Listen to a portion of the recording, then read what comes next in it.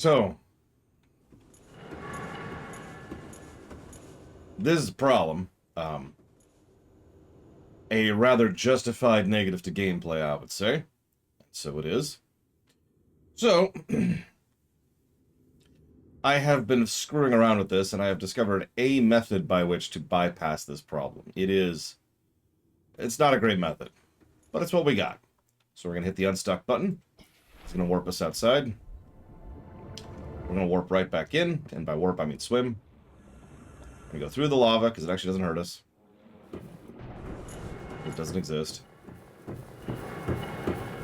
Now, this causes the thing to stop kneeling. This is important, because this means we can now access the upgrades panel, which we're going to do. We're going to grab all our upgrades there. There we go. And then we're going to wave bye to Shadow Machine.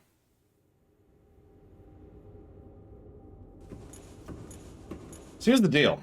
There actually is... This is a fairly common problem. You might be wondering, why? Well, the reason that this is such a common problem is because it's not uncommon for people to... Oh, yeah, there's also the inventory. It's not uncommon... We might not have space for the inventory. It is not uncommon for players to carry prawns into these bases. Now, the game encourages you to carry prawns into the bases. For example, there's literally drill bots, like over here, if you remember, there was a drill spot for ion cubes right here. Or maybe it was up there. But anyway, the point being, that is by itself reason to carry a prawn in here. But also, the whole game is terrifying, and the prawn is one of your best defenses. So when you enter a giant alien base, of course you carry the prawn into it. So a lot of players carry the prawn into bases. This bug is so common that if you carry a prawn into a base and then deload, for any reason, basically if you leave too far, or reload the game, or save the game, or whatever, this is going to happen. That's okay. Because there is actually a way to fix this. It's very simple. All you have to do is you have to have the grapple. The thing we never found. The grapple arm essentially despawns... yeah, prawn. It's the name of the mech.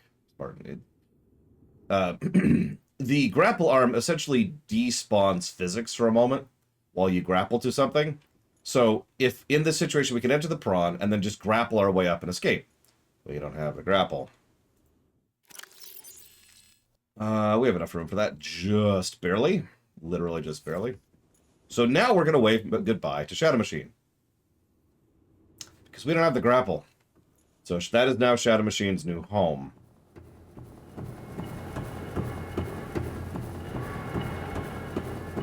Here's the fun part.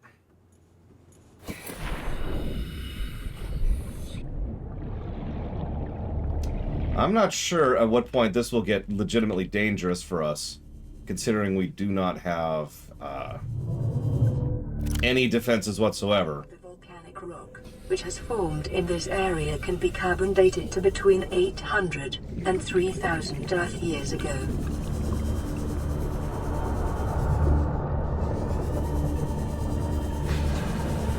We could warp to the surface. That's going to be one of our backup options. So I'm going to do something else instead. We'll see what happens. We'll see what happens. Hi. Please. Nope. Yep. You've aggroed me. Hello. Yeah. Look at that. Okay. Yep. That's a thing that just happened. Well, if you're going to do that. Detect an alien materials and a massive energy signature. Reading originates within the natural structure at the center of this chamber. No, we didn't even finish it. And we can't catch up to that thing. It's too fast. Oh well. Life sucks. Okay, so we're on the wrong side here.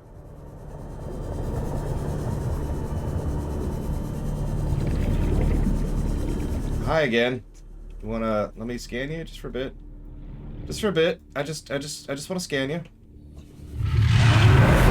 You don't need to throw fireballs at me. It's cool. It's cool. It's cool. I ain't here to hurt you. Oh, Jesus Christ. Okay, run.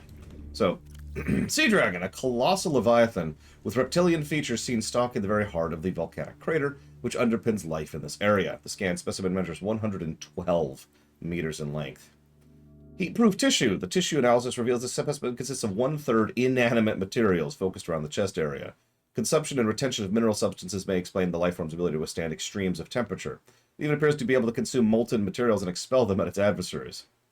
Evolutionary distinct forearms are used for both propulsion and offensive purposes. Findings suggest evolutionary divergence from other species on the planet tens of millions of years ago. The sea dragon is likely one of the oldest species on the planet. As the largest carnivorous species encountered on 4546b, almost everything is potential prey. With few substantial targets in the volcanic cave systems, the sea dragon likely ventures out into cooler waters to hunt other, smaller leviathans, cornering them and forcing them deeper, where they are ultimately boiled alive. The sea dragon's size and restrictions of the cave system they inhabit suggest their population numbers are extremely low, perhaps in the single digits. While it's not unusual for larger predators to sustain lower populations, it's possible the sea dragon's food sources have diminished over time. The species may be nearing extinction. Extreme threat. Avoid in all circumstances.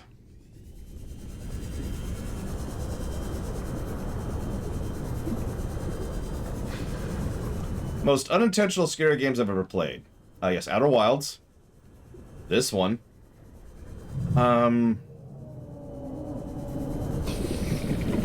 Honestly, Assassin's Creed is probably my other big pick. I know it's kind of the cliched pick, but I stand by it. Welcome aboard, Captain. Okay, so. Pause for a second. Just for a second. Okay, that should be enough. Scooch over here. Spawn exosuit. Welcome aboard, Captain. Seek fluid intake.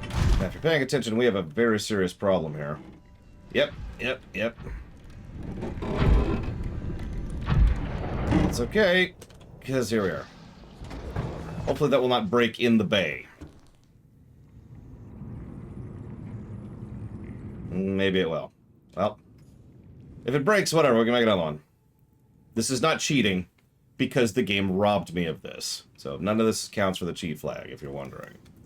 Including what I'm about to do, which is going to involve more cheating. So we need 3 titanium, a computer chip, and a wire. So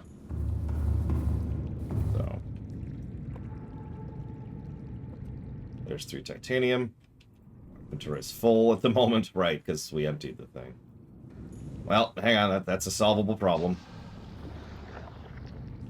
Let's go put this in here. Let's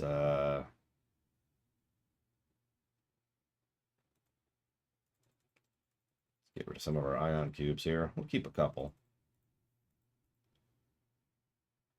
And go ahead and do these while we're at it.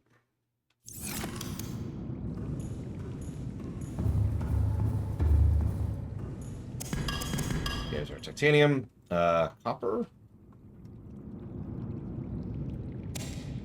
and then computer chip, I think was the other one.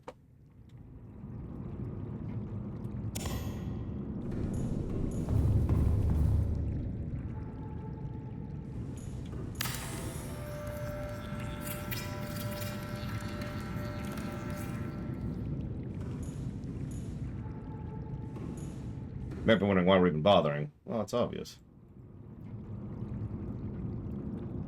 Calorie intake recommended. Oh wow, Shadow Machine just barely fits. Okay, so it was like dark gray. Name was bright green. Interior, I don't remember what the interior was. Back to AC.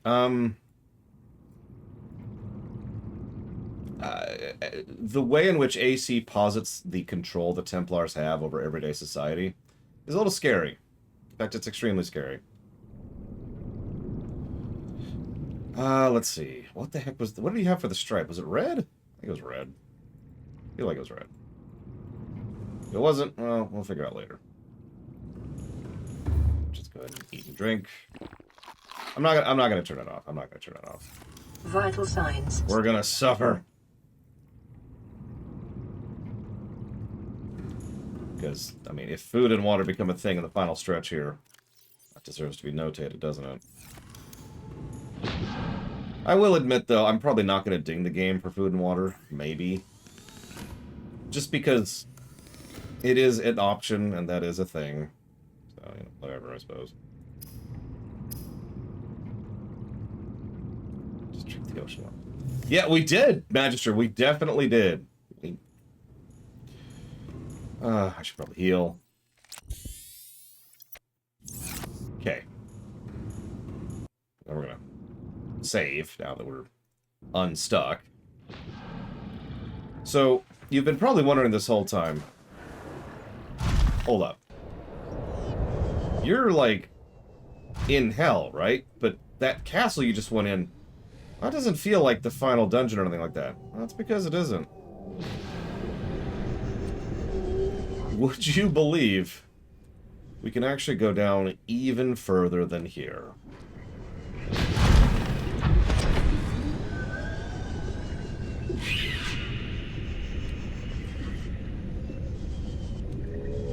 I gotta find the spot.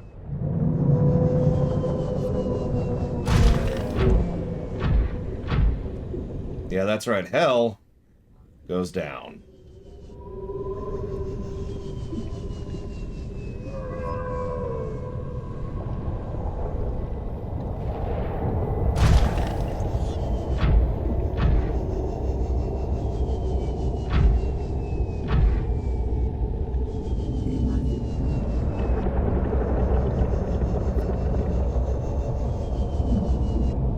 I hope you guys enjoyed the sight of red and black for a few minutes. Because you're about to see a lot of it. We gotta be a little more cautious here in terms of terrain, because as you can see, a lot of the ground is...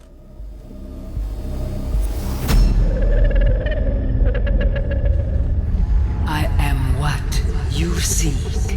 Want to help you. Yeah, it's not suspicious. As you can see, the ground is literally lava.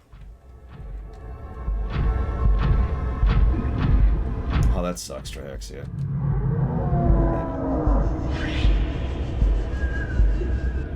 Yeah, by the way, guess who's also down here? Run, run, run, run. Up, up, up, up, up. There's also warpers down here. And it's a lot worse because we're in 70 degrees Celsius down here, which I don't know what that is in Fahrenheit, but it's not pleasant.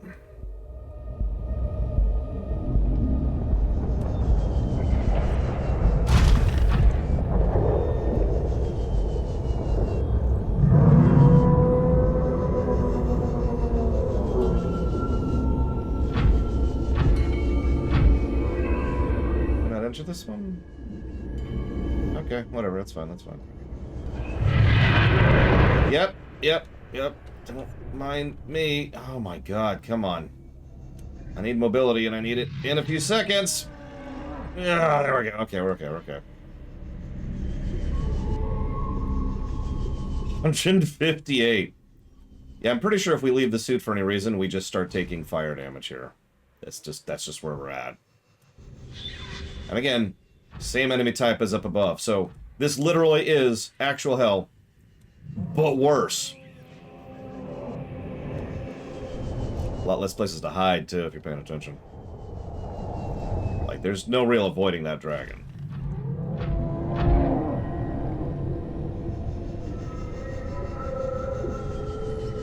Yeah, this is double hell.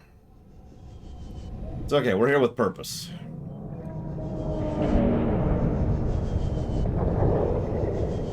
Oh, really, Mike's? Oh, whatever. I stand by my statement. Double hell. So, since we've learned a couple lessons about how this works here, we're going to park this over here. And scooch a little bit over here. Yep. Okay, we're cool, we're cool. Hello, Luco. There's the key. The one we got up ahead. Or up above. I just realized I think I need to grab some things from my inventory. Hang on. Just really quick.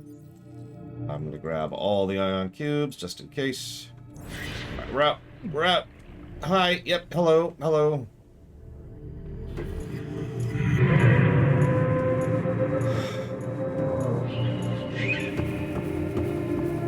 We're still... base game. Translating local alien broadcast. Warning, vaccine development program terminated. Emperor egg hatching project terminated. Live specimens terminated. Evacuate immediately. So this is the ion cube fabricator. This is here because there's actually a finite, I'm pretty sure, there's a finite number of ion cubes, and I don't think they respawn. So this is to make sure that you, in the worst case of situation, always have an ion cube, I think. I'm not 100% sure about that, but a lot of games tend to have that kind of thing, where there's a, no really, in case you really screwed up, here's the way you can keep surviving, or keep progressing.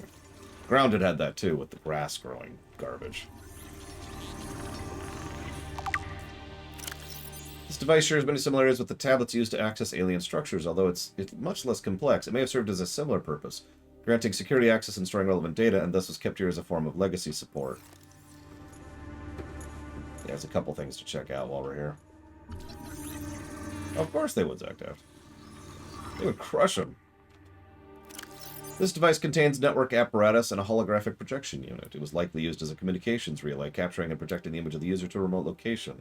There do not appear to be any other devices in range.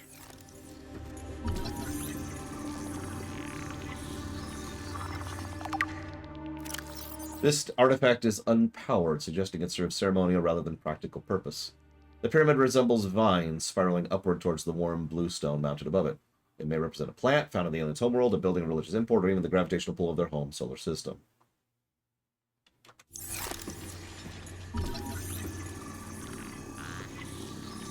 This is a fun one. This carving is hundreds of thousands of years old and made from an unrecognized natural fiber grown on an unknown planet. It bears a striking resemblance to the old Earth yin and yang symbol. Two competing theories may explain the similarity. Aliens visited Earth prior to 4th century BC and influenced development of ancient Chinese philosophy, or the concept of yin and yang is universal, since yin and yang describes the fundamental interdependency of seemingly opposite forces. It may be a necessary existential understanding, in some form, in all sufficiently developed civilizations. The tapering of two circles, union, into opposed and infinitesimally small points, finite, is one logical way to represent this understanding and may have been developed independently by species other than humans.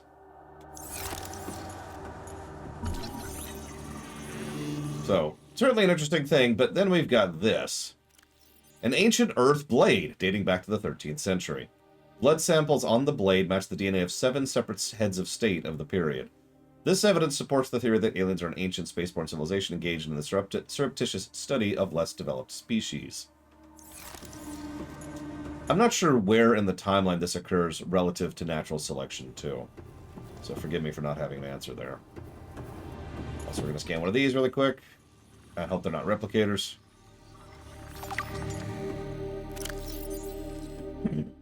Its low-level threat is at odds with the advanced technology apparently available to the designers, suggesting it was intended to patrol alien facilities and repair damaged infrastructure rather than to deter invaders. Despite the simple design, this construction is quite elegant in its minimalism. 4 electromagnetic legs allow it to traverse the floor, wall, and ceilings with reasonable speed, and appear to be replaceable. Internally, there are few moving parts, rendering this construct energy efficient and resistant to wear over time. A rechargeable ion-based power reserve ensures it continues to operate. Assessment: immobilize and return to Altera for mutual profit. We're not doing that.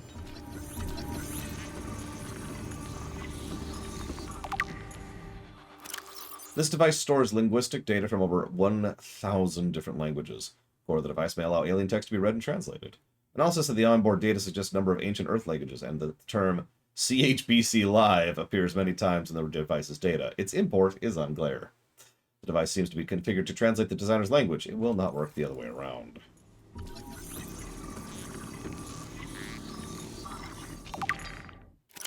The scans show that there's some form of advanced nanobots inside this seemingly empty case. The bots are substantially smaller than any developed within the Federation, and it's not possible to ascertain their exact function. It would, however, be unwise to release them. I like being a janitor, Shadow Machine. I mean, have you seen that giant mech suit I got? This is an organic matter particulator. This device contains a highly unstable radioactive isotope, likely to destroy all organisms exposed to it, while leaving physical structures intact. Although it would function perfectly well as a weapon, it was more likely used to sterilize spaces for later inhabitation. Without instructions, it would be unwise to interact with it. Yeah.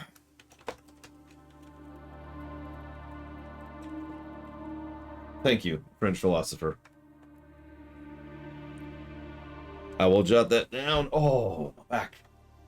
For the Resident Evil blog.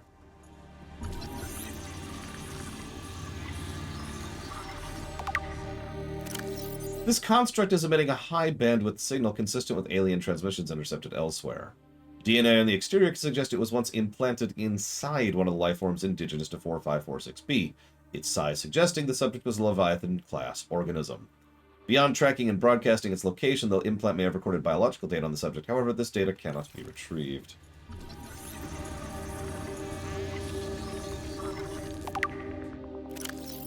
This rock-like object features organic as well as mechanical parts, and there's some genetic and technological crossover with the design of the self-warping constructs encountered elsewhere.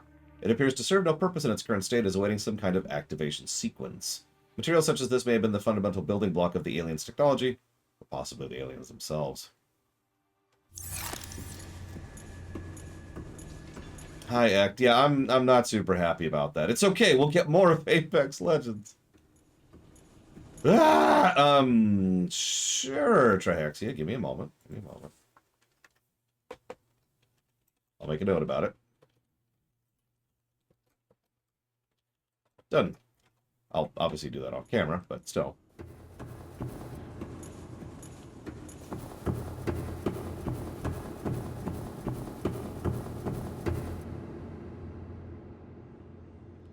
So one of the problems this game suffers when it comes to bugs is collision. I don't bring this up right now for any particular reason. I just thought I should share. Oh yeah, Titanfall 2 was amazing. In fact, I think it's still one of my top-rated games. Like, to this day. So, the gate powered up. Not gonna take it just yet. Just wanted the power.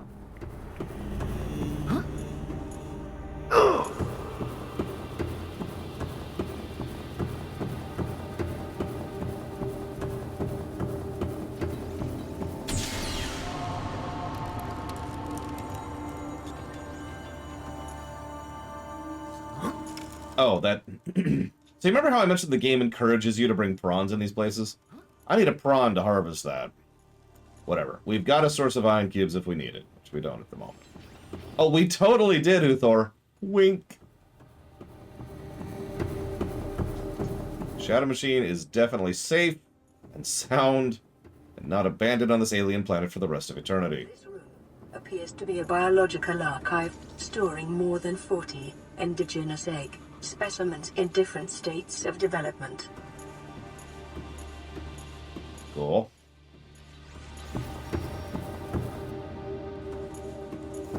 Yeah, the answer is we've given a new negative to gameplay, Uthor. We were probably going to do that anyways, but the ease with which that bug didn't happen, and the terminal nature of that bug, like, yeah. Integrating new PDA data. Alien research data indicates despite the size, this alien species feeds entirely on microorganisms it filters from the water, which themselves depend on a complicated ecosystem of plant and animal life. Large ovary-like organs are carried in the creature's middle section, suggesting that unlike other species on this planet, it produces eggs. Excuse me, that like other species on this planet, it produces eggs. However, internal scar tissue indicates probable infertility. Enzyme 42. The Emperor manufactures... Sorry, I should mention this is about the Sea Emperor. Something we haven't seen yet. The Emperor manufactures Enzyme 42 within its stomach cavity to break down its food and will occasionally expel it into the surrounding waters. This substance was found to neutralize the effects of the bacterium, and its presence in the ecosystem today would explain how life on the planet survived the outbreak. It would remain to be explained by what mechanism the enzyme is being delivered. Remember that. Comparative analysis of the size and metabolic rates indicate the specimen captured by the researchers was approximately 1,600 years old. Extensive internal and external scar tissue suggested it lived well into the excess of the peak lifespan for its species. Assessment. While a healthy Emperor specimen may have held some potential as a cure, it is unlikely any research subjects survived quarantine procedures.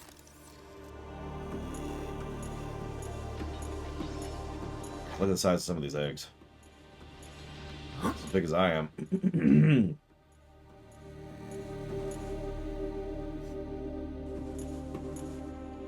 I'm sorry, help me out here. What's IMC? Heck.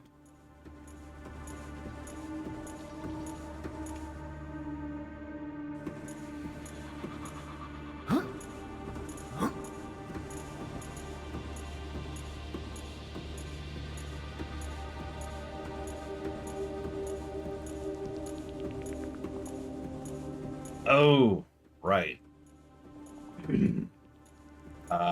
I actually haven't called that a lorium yet, no, because believe it or not, we usually don't encounter that level of wastage unless it's in a setting where that kind of thing is semi-normal.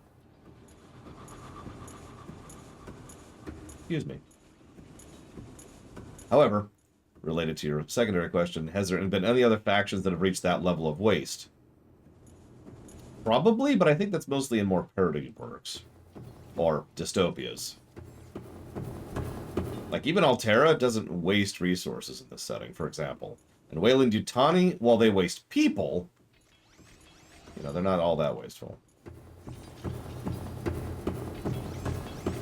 I don't know, help me out, everyone. What's, find another one. Oh, we got a few of these. Hey, Tim. Let's just say it's been a minute. That's 2 portals open. Seek fluid intake.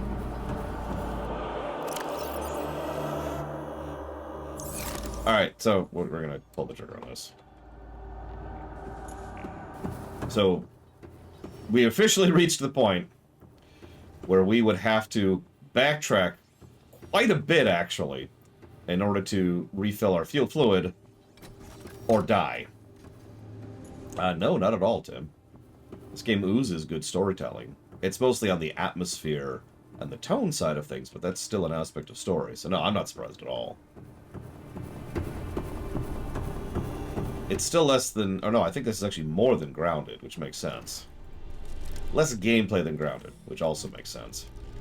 It's 3...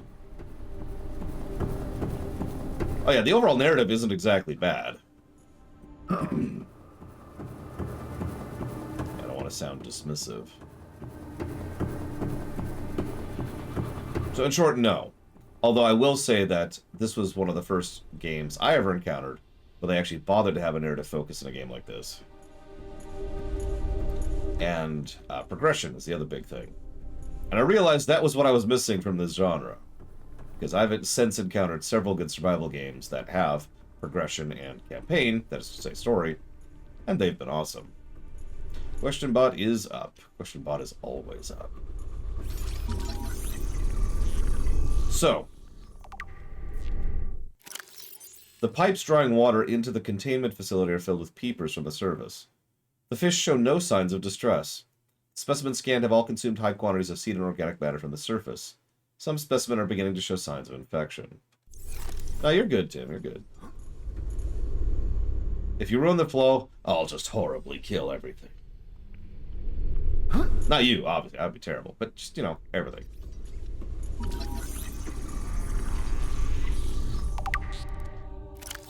The outflow pipes are filled with peepers traveling back towards the surface. Specimens show no sign of infection. All specimens scanned are carrying enzyme 42, which suggests which data suggests inhibits the bacterium. Specimens' stomach cavities are otherwise empty, suggesting they may have purged contents before entering the pipes. Assessment. If peepers have evolved to distribute the enzyme via the pipe network, this may explain the mechanism by which life on 4546b has survived since the bacterial outbreak. This is ruddy brilliant. I love this little tidbit. What this means is that unintentionally, by accident, these fish got caught in the infrastructure of this facility, got pulled down here, and then got spat back up, having consumed bits and pieces of enzyme 42. Now, I mentioned yesterday that peepers are like the very bottom of the food chain. I mentioned that on purpose. It's because, thanks to that, peepers supply food for other things, which supply food for other things, which supply food for other things in both the flora and the fauna category. And therefore, all of the life that is still surviving on this planet has survived because of the peepers.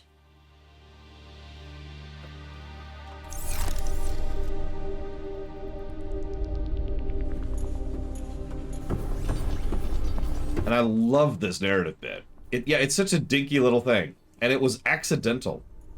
At least I'm pretty sure it's accidental. I should double check that.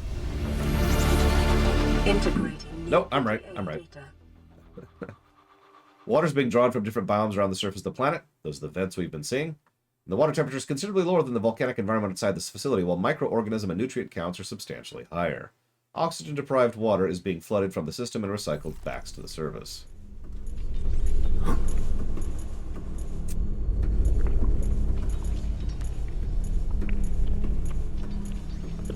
I mention this because for all the messed up stuff that's going on this planet, including the bacterium itself, I want you to realize that if not for the accidental nature of the peepers becoming this part of the ecosystem, if we crash landed here, well, when we crash landed here, 1,000 years later, we would have found a completely dead husk of a planet with no life on it whatsoever. No plants, no animals.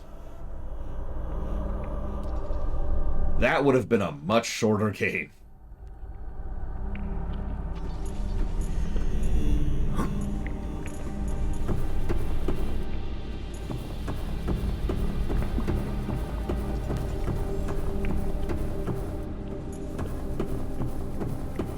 And far more terrifying. Alright, you're crashed on an empty planet. There's nothing here.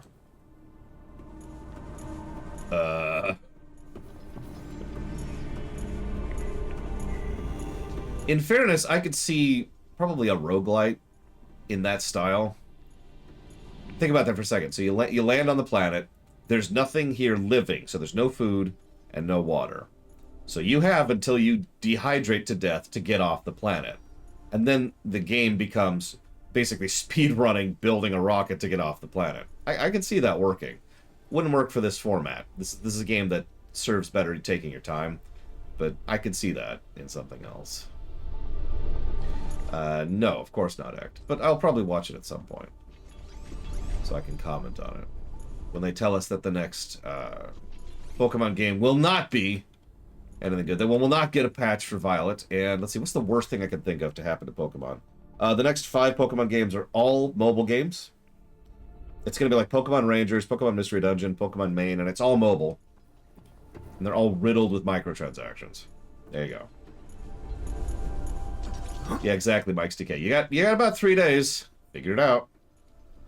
The map would probably have to be a lot more random for that kind of a thing to work. Again, roguelite. I think that's everything down here. I mean, Pokemon has already drifted way too much into mobage. And I don't know what else to add to that.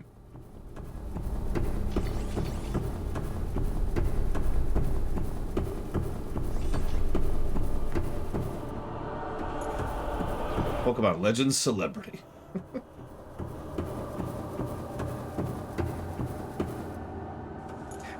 I knew what you meant, but I like Celebrity better. Yeah, I'm with you on that, Act. I tend to think of things in a bit of a zero-sum game nowadays. So anytime there's a mobage game that's made, or a crap port or a crap remaster, it's not the end of the world, but if you think about it from the angle that I think about it from, what that means is time and effort and money and development has been spent on something that is not what you want. And that not only, sucks, but it substantially reduces the possibility that you will get what you want, aka a real game.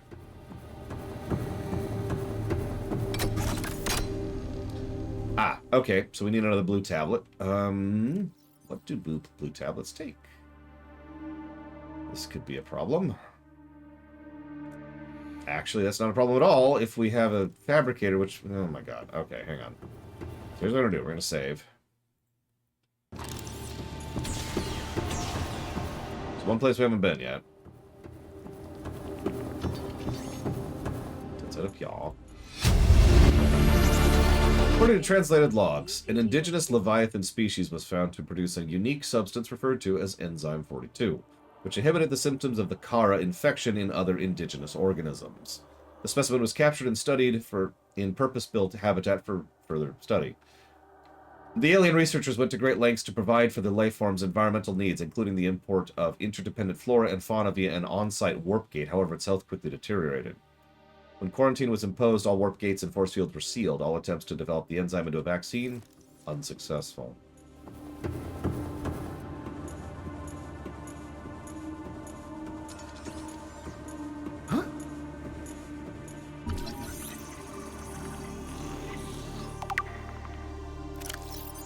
Preserved in a display case, likely a child of the adult specimen contained within the facility. This is in a Sea Emperor fetus.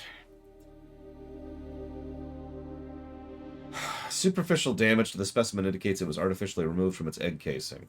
Stunted tissue development suggests the organism expired during removal process. Tissue samples taken from digestive tract. Appears the aliens were attempting to formulate a cure for the bacterium from enzymes produced from the specimen's digestive system. Without a young, healthy specimen, these efforts were in vain.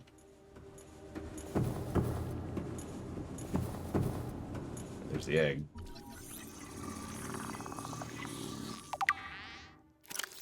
Shell casing is formed of thick layers of carbon composite, suggesting an extensive gestation period. This Leviathan species may give birth just once per century, or perhaps once per lifetime. Precise incisions suggest a laser-based tool was used to cut open the egg casing and forcibly remove the fetus inside prior to gestation. Time pressure to develop bacterial vaccine may have driven the alien researchers to cut open this egg and remove the fetus for study. It is also possible that removing from its parent and natural habitat some vital condition for the infant to hatch naturally was not met.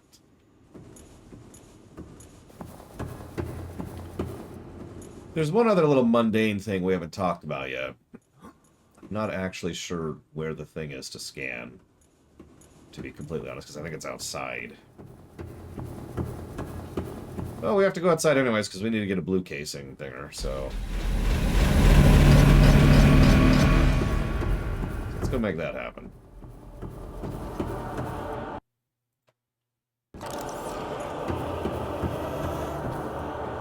Yep. Not in person, Mockingbirds.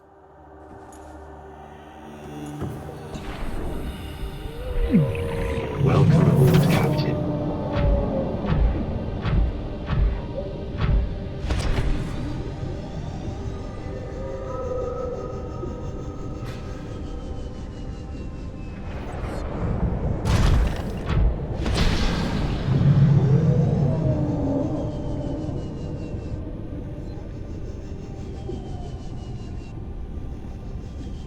Does anyone remember the corpses?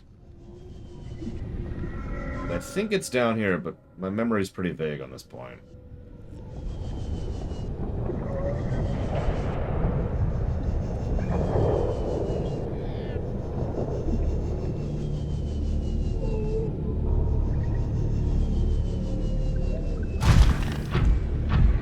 Corpse, singular.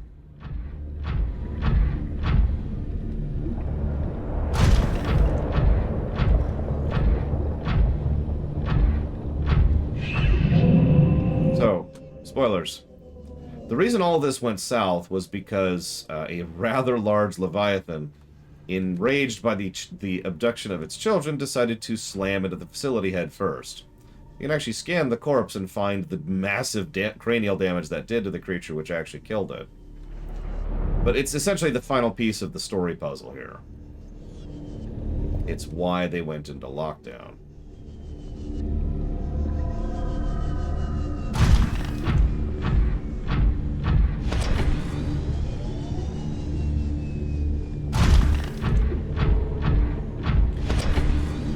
It's actually a critical piece of the story puzzle, too, and credit for the writers. Ah, gotcha. Oh, whatever. So I'll just tell you about it. It's a critical piece of the story, because if you think about it, for as advanced as these people were, given enough time, they would have figured it out, right? They would have pieced together what was going on, and successfully managed to be like, all right, here's what we need to do, here's how we need to figure this out, yada, yada, yada. But they didn't. Instead, they all died out. Why? And that's the answer, is because in the middle of trying to do all this stuff, a gigantic frickin' Leviathan smashed into the facility, which caused a lot of issues. Go figure.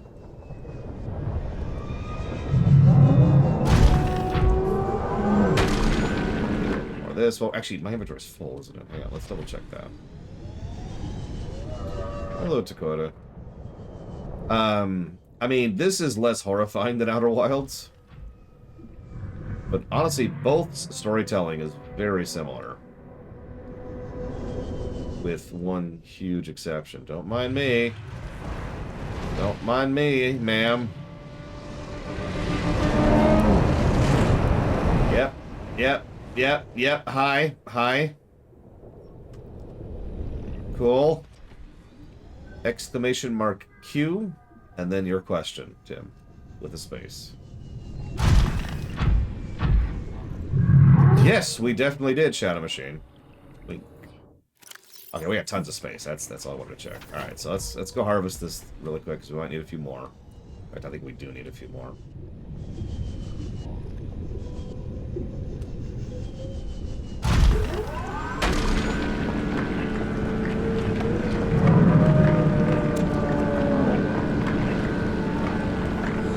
Could you drill faster, please?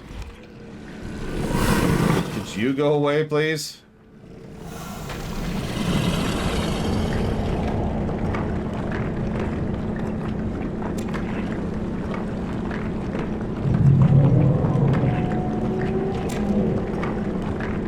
Listen, Shadow Machine, your former self is going to be very, very bored being stuck in the floor for the rest of eternity. Until the sun in this planet, or the sun in this solar system explodes. If you're lucky. If the sun doesn't go nova, then that's just your life forever.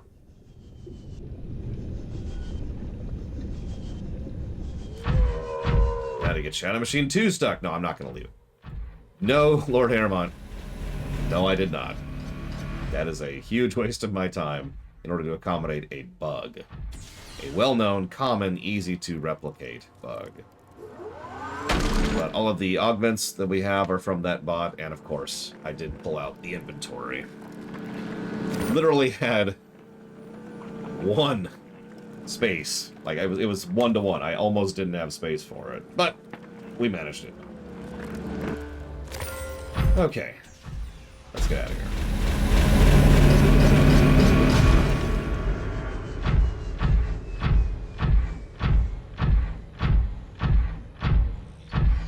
Yeah, you notice I've not gone through these targets yet. Although I will need to semi-shortly, but that can wait. Now we need to go make a key. Still feels weird not having the grapple. Where am I? This way, I think? Feels right. I never could tell the difference between lava and magma. And you're going to tell me it in 5 seconds, and then I'm going to forget it 5 seconds later, because I can never remember the difference between magma and lava.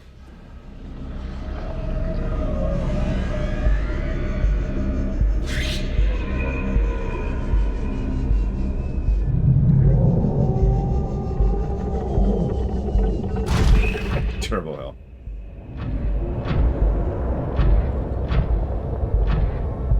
Wait, really, Lava? Or Monobrent? Lava Brent, wow. Your name is now Monobrent. Or Lava Brent. Damn it! Now I'm screwing up everything.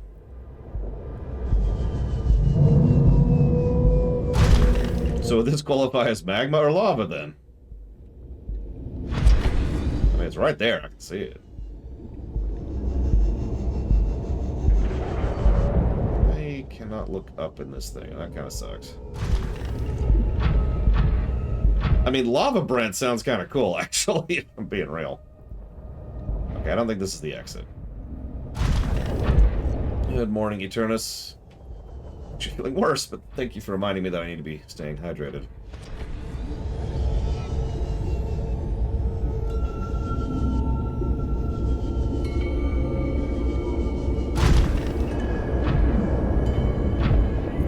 Oh, hello, Warper. Please don't warp me out into 70-degree temperature water.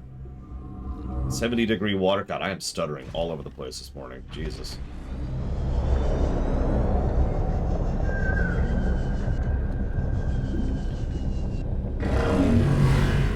Yep. That's a thing.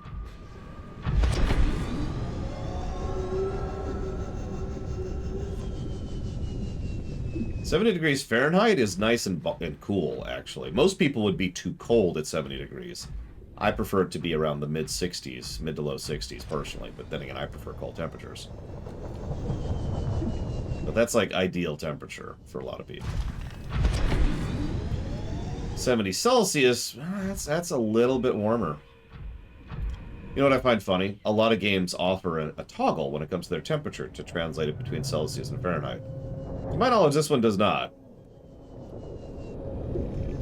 That's not a complaint. I just think it's interesting that they didn't even bother giving the option.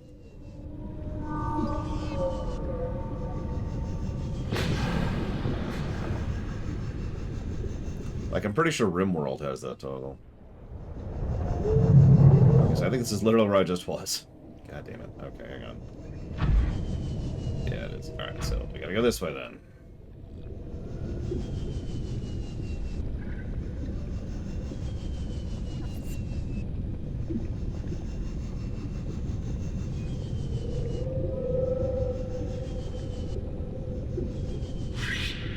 Well, this is a bad situation.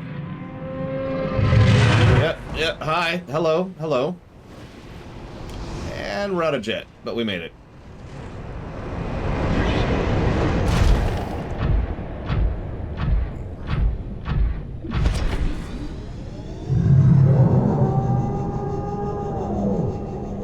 This is Turbo Hell, Dream Whisperer, and I'm not even really joking. We're actually below Hell Actual. Like, Hell Actual is up there, about 300 meters up.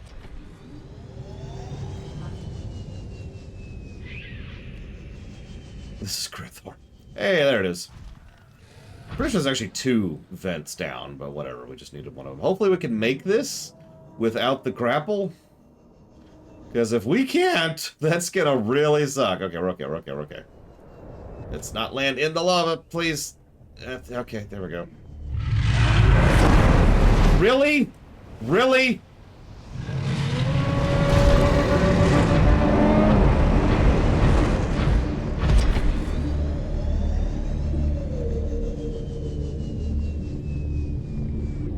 Yeah, I don't remember how to spell Fakiri. They even change how they pronounce it, too. Do I track my system in C or F? F.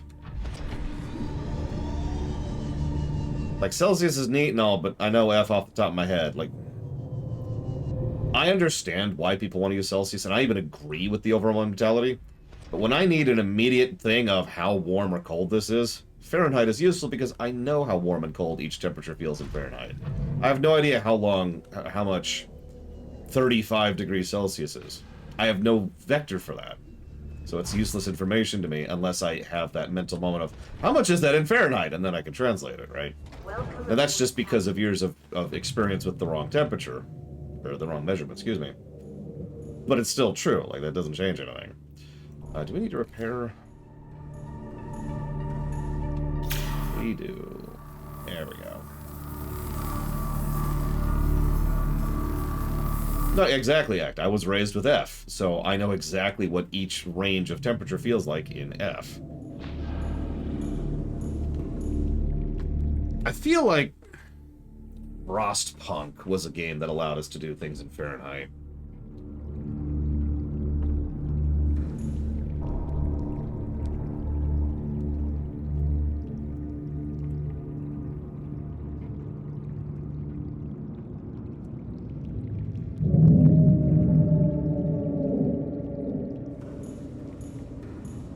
What am I doing?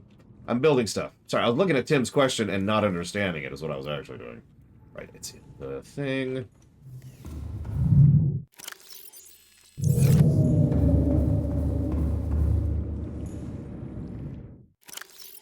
So grab a couple of kynites here. Yeah, so 35C is blisteringly hot to me.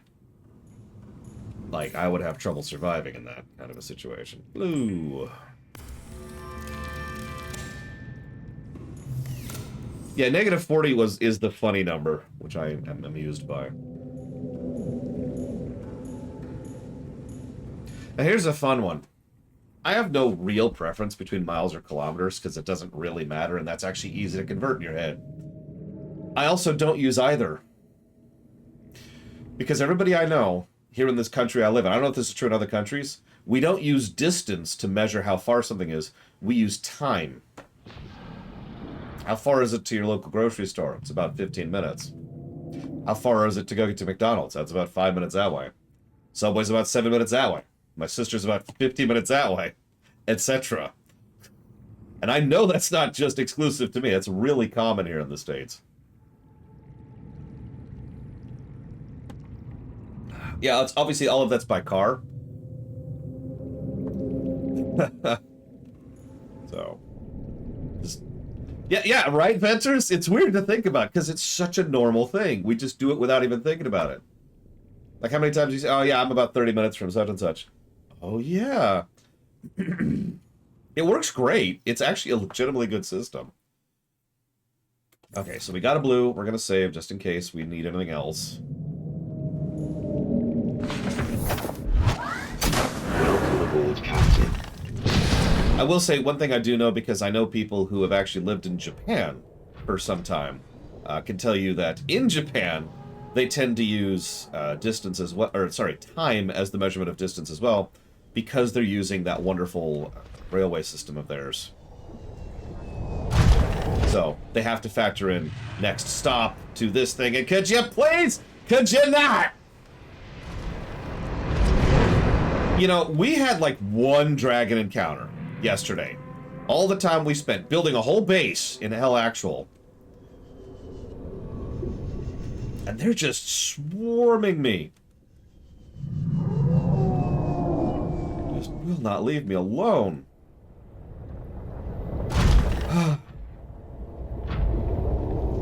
Back when I used to live in San Francisco, which was say a long time ago at this point, same thing, because the BART, I think it was the BART, Bay Area, yeah, that's right. The BART was actually a decently good transit system back in the day. I don't know if it still is anymore. So people would be like, yeah, it's going to be such and such a distance by the BART. Oh my god, it's the original Shadow Machine. Shadow Machine Mark 1. It really is! Shadow Machine Mark 1 has contracted the dragons to kill me. To kill the Shadow Machine Mark 2, to get rid of the usurper. Okay. Just for you. Hang on, we gotta... I need to change. Hang on. And we've also got a warper, like, right there. So if I die from this Shadow Machine, I'm blaming you. I just want you to know that. Alright, where are you at? Where'd you go? You clipped through the wall, you dumb thing. God, I lost him. How do you lose a dragon the size of a train?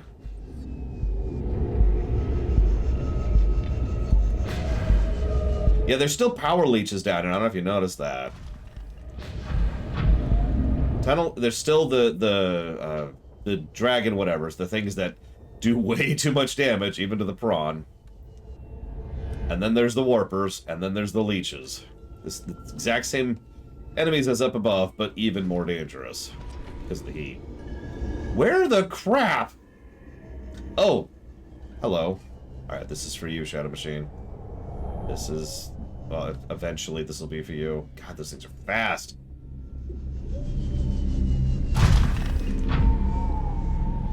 Well, not here anymore, Crazy Norse, but yeah, where I used to live. Gotta reach the face. Gotta be the face. It's gotta be in the face. Okay. Okay, here we go. There, got it, got it.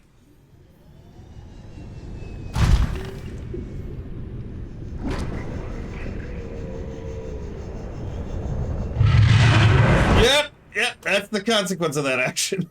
We're just gonna run. We're just gonna run.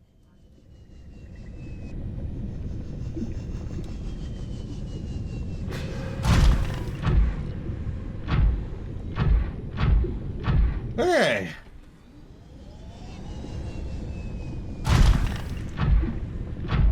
Oh, don't even get me started on that topic, Spartan. I could... The infrastructure and management geek in me has been studying that in my extremely copious amounts of spare time. And that is not a topic I'm very happy about.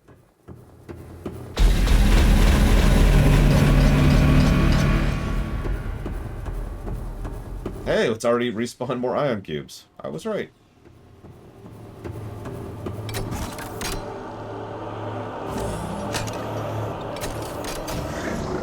I mean, I'm literally basing the car thing in one of my rewrites as an explanation for why people are using an outmoded and inferior system. One of the reasons, not the only reason. Okay, so big old room, giant pool filled with death. Yep, this looks warm and inviting. Favorite dungeon in WoW? Oh god, there's so many Venters. There's so many good dungeons in WoW. Um,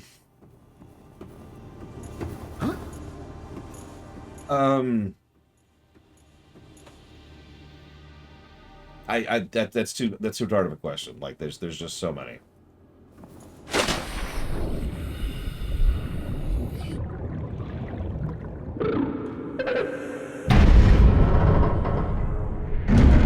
Hi. Are you here to play? Others came here once. They built these walls. They played alone. They bored me. Now they're gone. And instead, we have you. We are curious whether you swim with the current or fight against it as they did. I'm almost positive that's what I mentally think of as Arabeth's voice actress from Neverwinter Nights. Also known as a woman who's in a bajillion games. Just a bajillion, trillion, gajillion games. If you want something more modern, she plays Alexstrasza in World of Warcraft. Seriously, you've probably heard her. If you've been in anything. If you've played a video game in the last decade, you've heard her voice. Detecting unusually passive behavioral patterns in nearby predators. Reason unknown. Unlike other alien facilities, scans indicate this location supports a diverse and healthy ecosystem. God, she's fast. Explanation unclear at this time. I'm not actually sure if that's her. It sounds a lot like her. I can't scan her. No! Okay, whatever. Well, so we need a little air. Let's go. Get a little air.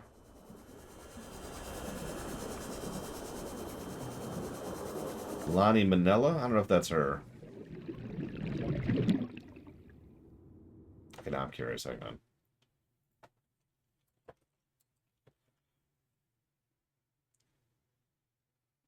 Alright, what have you done? Lonnie Manella. Video games. She was the dropship pilot in StarCraft and Adria in Diablo 1.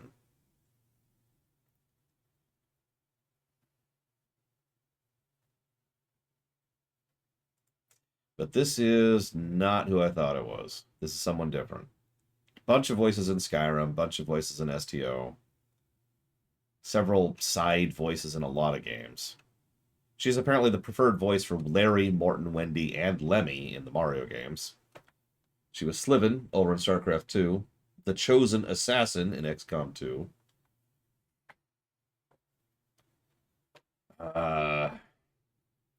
Not a lot of named characters, but a whole lot of characters, which I've said many times, having a good NPC actor is really important, so. But this is not who I thought it was. My bad. Oh, she's in a lot of these. Anyways. Yeah, I think Admiral Tanay is the specific voice I was hearing in my head. Now that I can hear that, I've got it pretty locked in. So, we're here to play. Let's solve the riddle that extremely advanced aliens couldn't figure out for a while.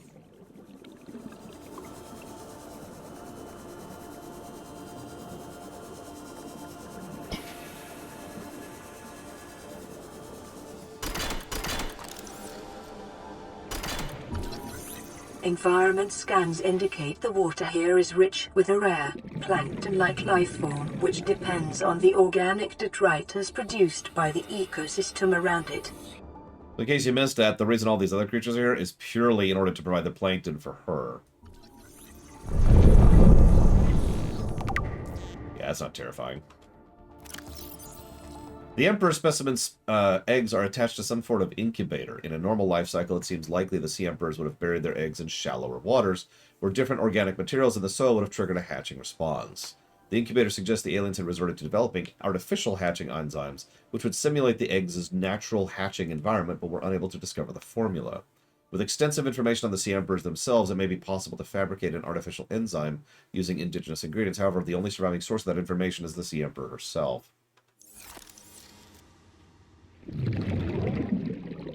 Oh, absolutely, Act. Holy crap. Yeah, all three of the chosen assassins have varying levels of threat, and she's just the worst.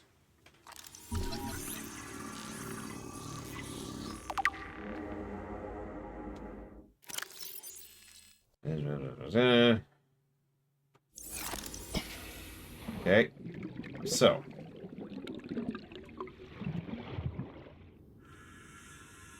I mean, she's a mother, but whatever. The game calls her it. What the hell do I know? I mean, yeah, Dakota. Funny when you think about it. Oh, okay. I hope you enjoy it when you get there, Sassy. Oh, right, duh. Sorry. I skipped over this step mentally because I was like, oh shoot, I need to finish doing this first. And then I was like, well, nothing's happening. I guess I failed at something. It's because I didn't put the cube in yet.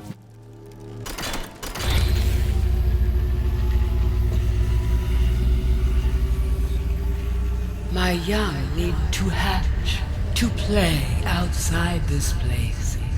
We have been here so long. The others built a passage to reach the world outside.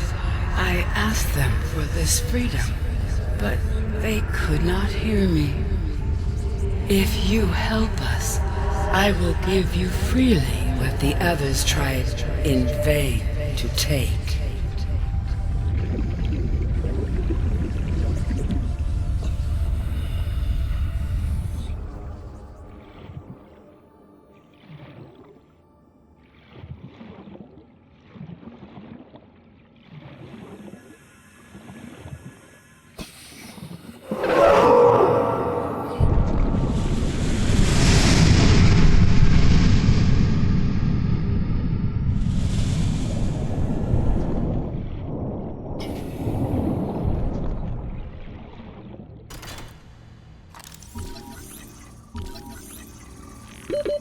Seconds. With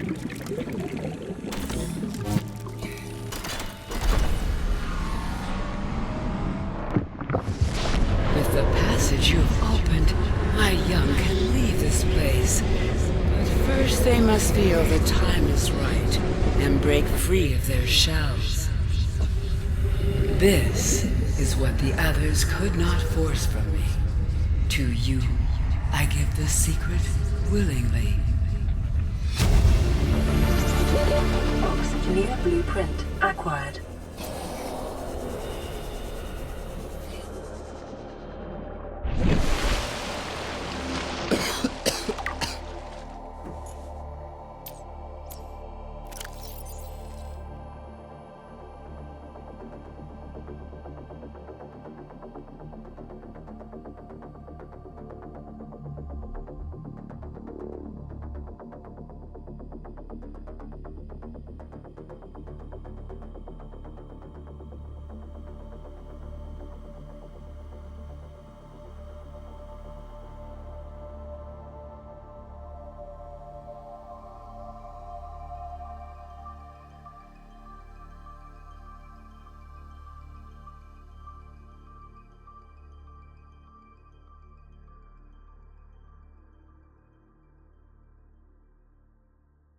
I already saw the question, Tim. Sorry. Hang on. Like, you've asked me a complex question, which I'm going to have to essentially pause the stream to respond to. And I'm waiting because I swear they just idle outside my window. I swear they just do that every week.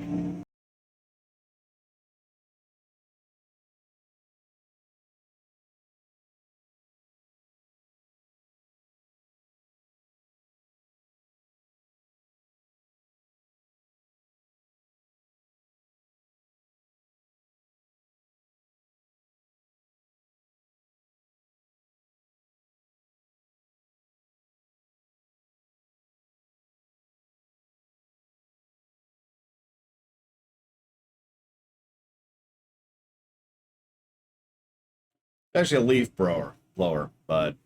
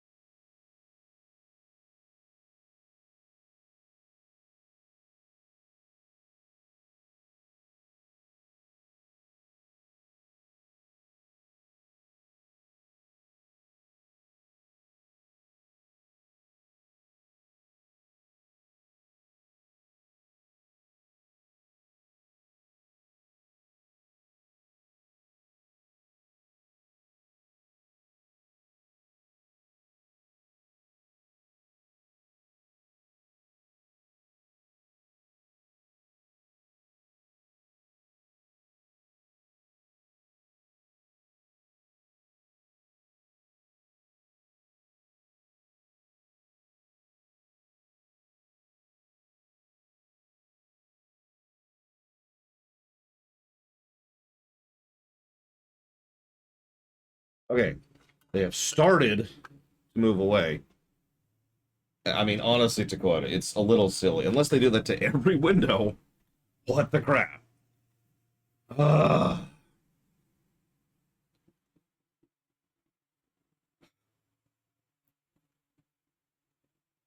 Given available biological data has been used to synthesize the effects of the alien bacterium on the sea emperor's natural life cycle. Yeah, they're still there, it's just they've started moving away. This creature likely lived and moved in small herds around the planet's ocean trenches, coming to the surface to feed off the huge volumes of microorganisms in shallower waters. Family size would be strictly limited by available food supply. Offspring would likely split off at a young age to form their own herds elsewhere. Given their sparse population, mating and egg-laying was likely infrequent, perhaps a once-in-a-lifetime event. The species likely had a preferred environment for egg-laying. In fact, successful hatching may depend on such conditions. Given the rarity of this event, it is impossible to calculate those conditions precisely. There's no evidence to support this assumption that all members of the species were immune to the alien bacterium. Even if this were so, fair enough, Crazy Horse, there's evidence that the introduction of the bacterium decimated life on the planet and would have had catastrophic effects on the Emperor's food supply and survival rate. The symbiotic relationship between this specimen and other life forms likely developed as a direct result of bacterial infection. Those life forms which learned to keep the Emperor alive survived with its help. This may explain the vast tracts of lifeless ocean in a rough perimeter around the Emperor's location. And yeah, that's actually a toggle now. Whoever mentioned that. The freezing with this. Which I believe was also backported. Okay, so... right, so we need to go make some stuff. Let's do that, first of all. We need that stuff. And I don't remember where any of it is, so because I was in a bit of a hurry to get some air. Oh, I remember where it is. Okay, right. Sorry, just moving on. You can tell it's nighttime because anyways, we are well into the end game. Like at this point, we're actually past late game into end game. So my answer to you, Tim, because I had a minute to read it while I was waiting for the frickin' mowers to move on, is, of course, the answer you don't want, which is, I don't know. Without concrete data, I don't actually have an understanding or acknowledgement over whether something is going to cause... I don't have data, and without data, I can only presume. However, if you want my economic professional opinion on that, my assessment would be that the usage and... let's call it set pricing of how much a specific distributor takes in terms of pricing does obviously change. Come on. There we go. Does obviously change which people are willing to produce a game, but that's at the beginning of the process, not the end. Or to phrase that differently, I do think that a particular distributor deciding to make a larger or smaller cut is going to change who's willing to make a game in the first place, but probably will have no particular impact on sales because it has nothing to do with sales. It's a completely detached biome environment. I'm thinking biome because I'm playing this game.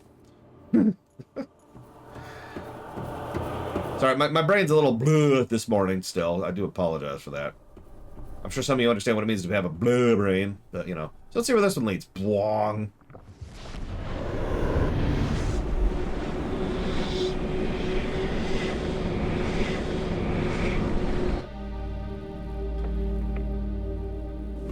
Ah. This is the mounted island, I do believe. Whoa. Hey. What are you? Okay, so we were supposed to get that one a little bit earlier. That's out of sequence.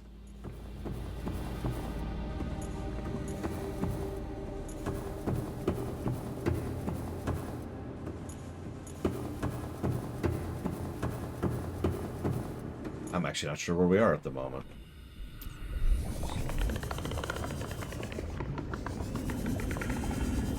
Which one this is?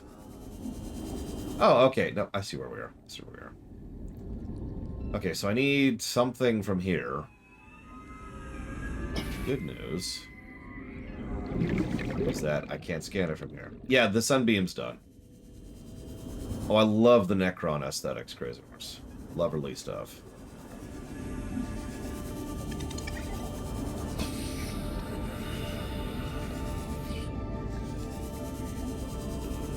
So, the thing is, someone asked earlier, why could the aliens not hear the telepathy?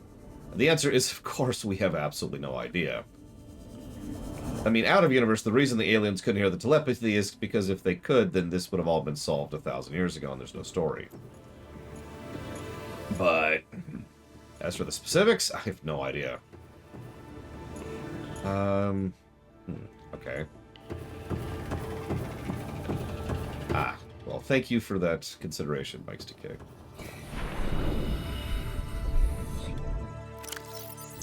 Oh, come on, come on. This here for now. We might not need that for a minute.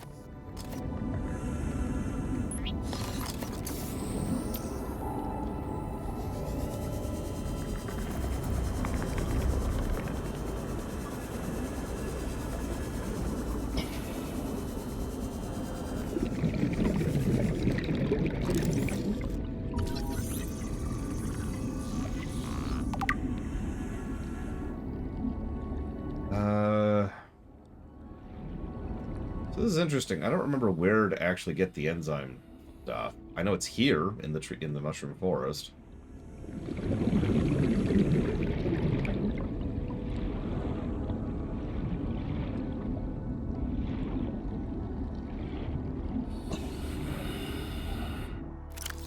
Of course it won't let me mouse it over, so I gotta go do this.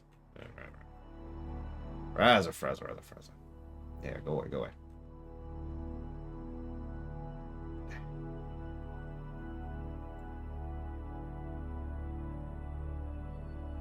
Bulb bush, maybe? Fungal sample? That actually sounds like that's area. Fungal sample.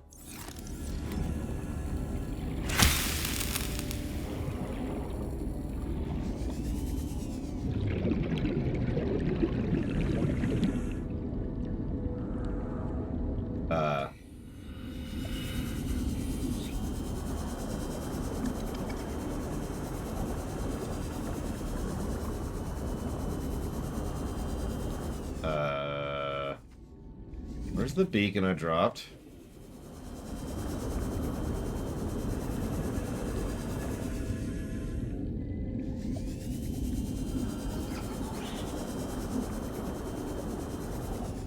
There it is. Jesus.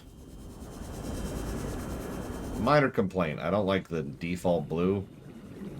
It's probably more a me problem than a game problem, but it's really hard for me to see that blue unless it's, you know, contrasted something very dark. Yeah, I know I could change it, but then I pick it up. I suppose I could change it and then pick it up and then change, then pick it up.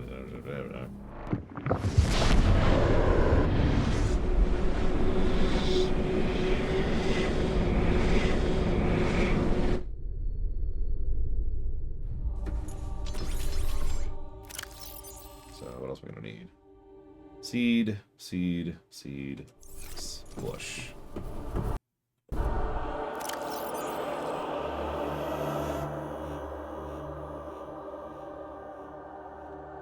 How, Mike's DK?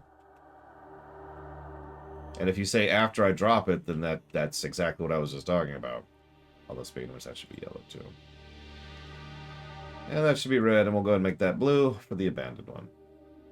Yeah, so, okay, so, exactly what I just said. Got it, cool. Yeah. Nobody listens to me, I swear.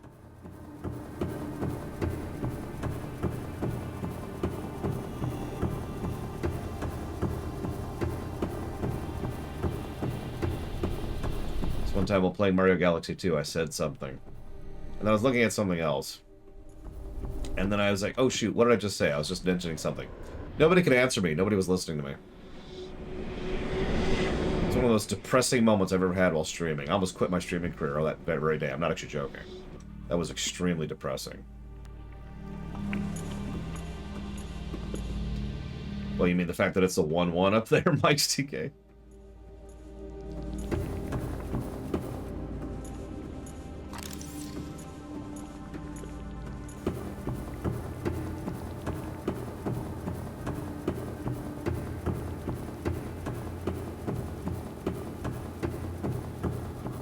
That's fair.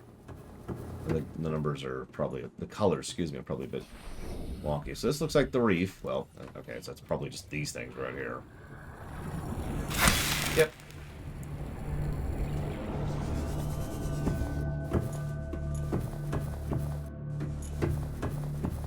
Yeah, I was gonna say, part of the problem, and the reason I didn't end up quitting in depression is because logic took over.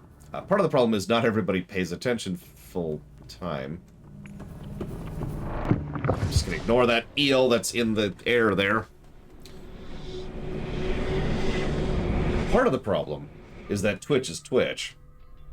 So someone on the VOD is actually more likely to see the whole thing because there's no stuttering and no loading problems or any of that crap. It's just... Bzz.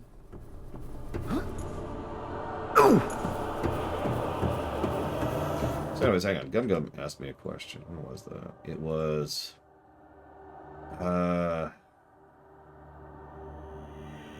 somewhere. Hang on. Monster types that give me a hard time no matter what video game I play. Irritating ones. I'm not actually joking. Irritating monsters bother me substantially more than difficult mobs. Yeah, speaking of which, dogs.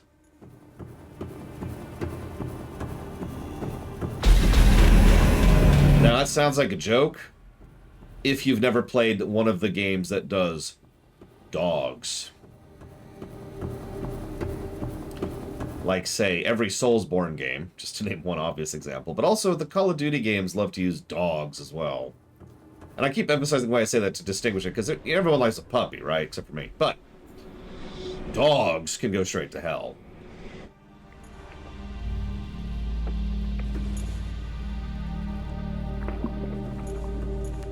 Yeah, dogs. Oh, I hate dogs.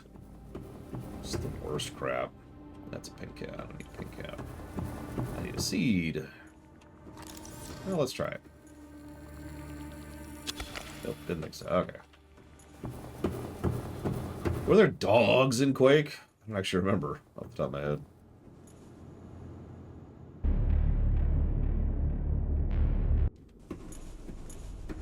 I know where this is. Yeah, Bloodborne has just... I mean, again, all the Soulsborns have dogs, but Bloodborne has the ones I remember the most. Possibly because I have the most distinct memories of Bloodborne and Elden Ring. Because we played those to completion on camera, no cheats. And,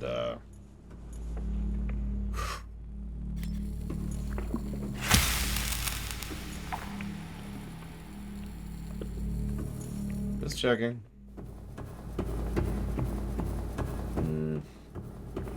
Well, all three of the things we need now are seeds, so we're going to have to cut something. Mushrooms don't have seeds in general. So we're going to move on.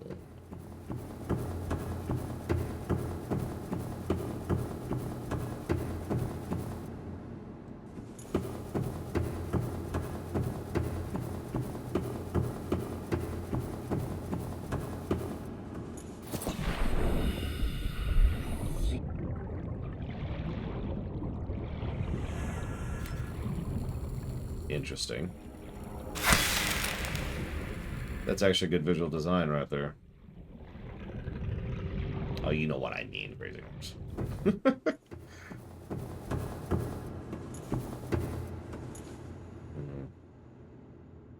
I need to find a better way to put my QA bot. Maybe down here? Like move this up a bit? We can do that. Let's see. So, how liberal is the Imperial military with treason? Well, how hard is it to prove it? So they have judges. So they can prove with total and absolute certainty whether someone has committed treason or not.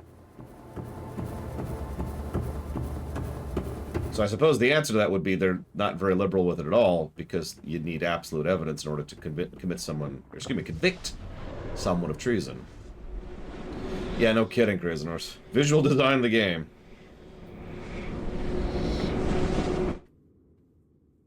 One more? No, two more. That's problematic. Because we only have one more portal. Which means I need to deduce where the last piece is, which we'll probably be able to do. But I am a moron.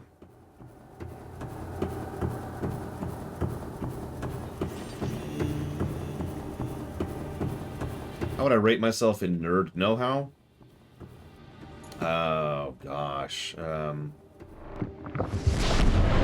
Really low. Like, one of the things... I know this is going to sound like a cliche or a quote, but I mean this with absolute sincerity.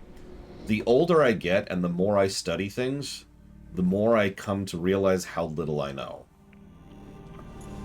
That's why I would probably rate myself, hey, relatively low, all things considered. I even know exactly where this is. We came in here last time. So I would love to know more than I do, and I absolutely do not.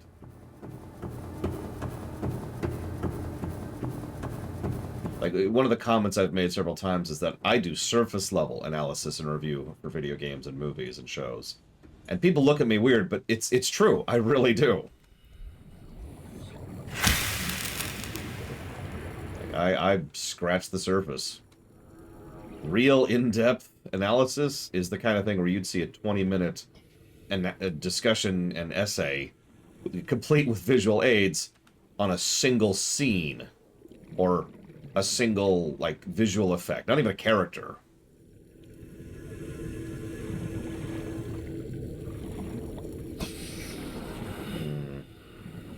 It might be these things. We'll try it. Oh. Alright, what are they called? What are they called? Help me out here. Sea crowns or ghost weed?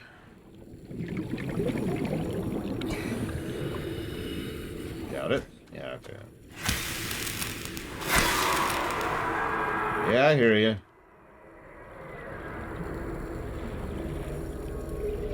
Yeah, exactly, Blade Trifol. And that, yeah, I know you're saying that as a joke, but that's exactly what I mean. That's an in-depth analysis.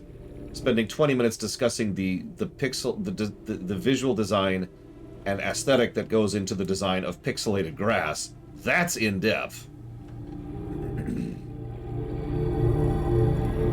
Maybe it's these things?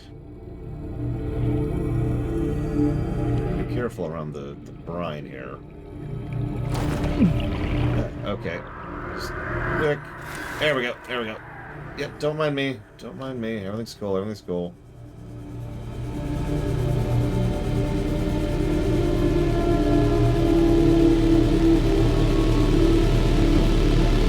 Yeah, we're taking an hour to discuss the very first screen of Mario 1. I did that too, didn't I? Look, the point is, well, there are some specific things that I could reasonably say I have a decent amount of knowledge on. In general, I would rate myself, relatively low on the scale. Or to put this into how my IT department used to organize itself, I'm a tier 2, which means I have a decent amount of knowledge about everything. Not a tier 3, which means I have a great deal amount of knowledge about one thing. And honestly, a little bit that's deliberate on my part.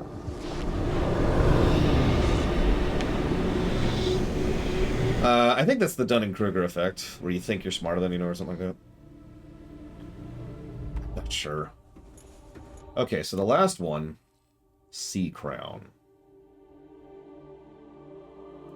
So hang on. Have we scanned a sea crown? Let's find out. Let's see. Probably gonna be Laura. Probably gonna be underwater. So it's none of those. None of those. It's none of those. And it's none of those. So we have not scanned a sea crown, wherever it is. That would have been nice.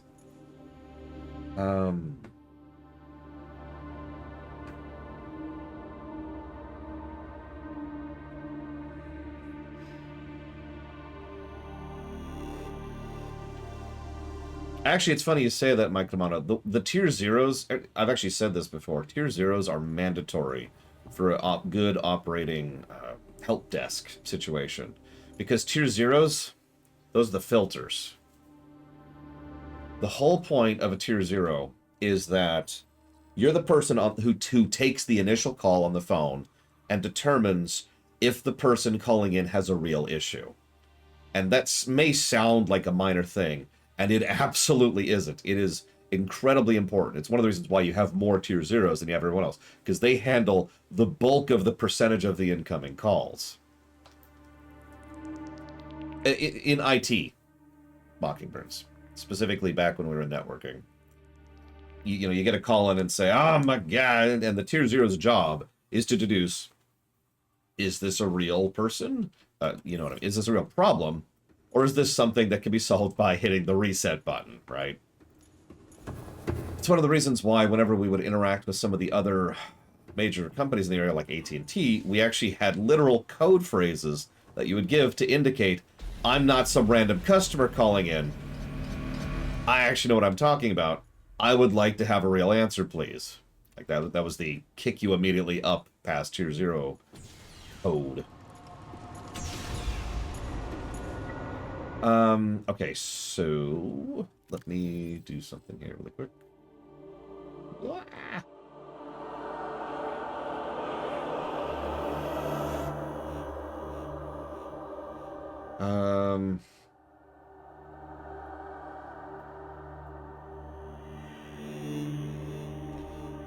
So that'll, sorry, I'm debating something. Can I help you?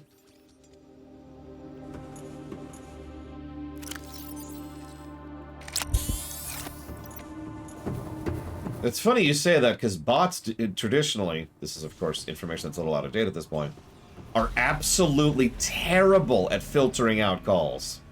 Just terrible at it.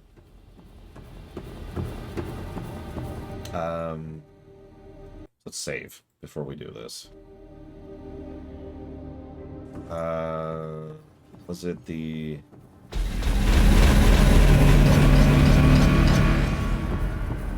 I'm trying to remember which one is which. Hang on. I need to figure out which one of these was the mountain.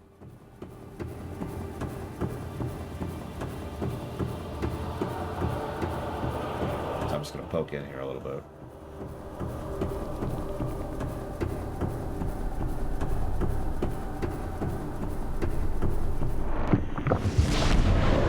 Oh, thank you, Mockingbirds. I remember you. In the mountains. Okay, this is not the mountains. I think. I can tell really quick.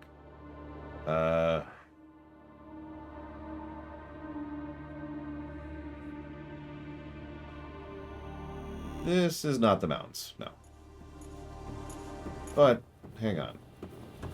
Where is this? Because this might work out too. If this is where I think it is, this might also be an acceptable outcome. As long as we drop a beacon and turn it off at blow.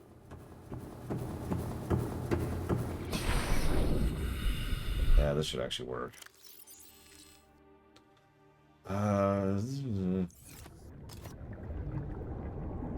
Chat GPT or GTP or whatever it is awful, and the current trend towards AI is legitimately terrifying. I have no shame in saying that. Not a good thing. Make that red. I don't remember that problem, Yura. I also haven't played that game in a long time, so...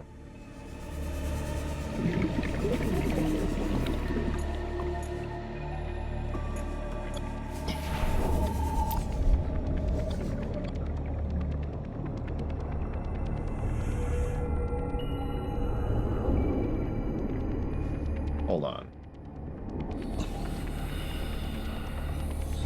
Never mind, this isn't where I thought it was. This isn't where I thought it was. This won't work. This won't work. I'm not worried about Skynet. That's stupid, to be blunt. No, the stuff I'm worried about is much more terrifying than that.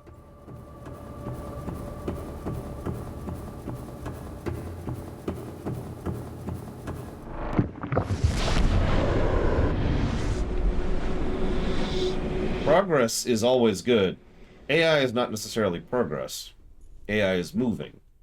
But movement is not necessarily progress.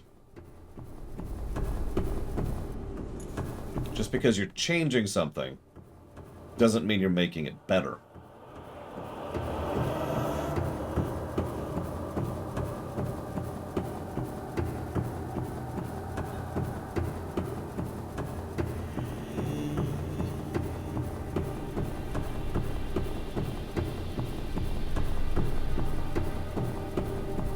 Oh, nice, Braylon. Yeah, what we have right now is not AI or VI by fictional terms. It is bots. What we have right now is bots. Okay, this might be where I actually want to be. Yep, this is where I want to be. Okay. Cool.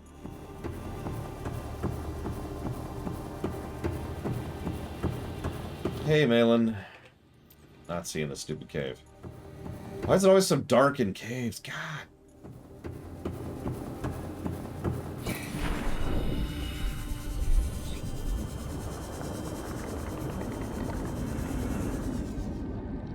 Yeah, this should do. Oh my god, the Googlebot is sentient. No, it isn't. Moron.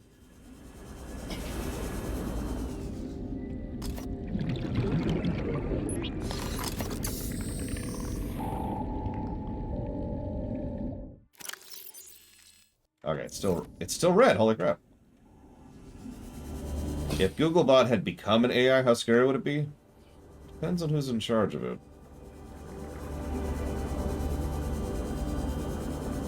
Okay.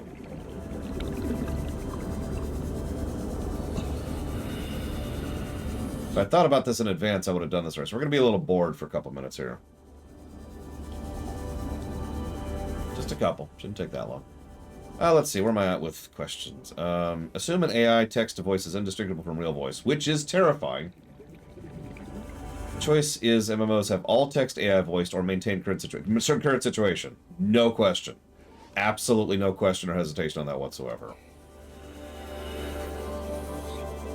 I would much, much, much rather have no voice acting at all than have bots do voice acting in games for me.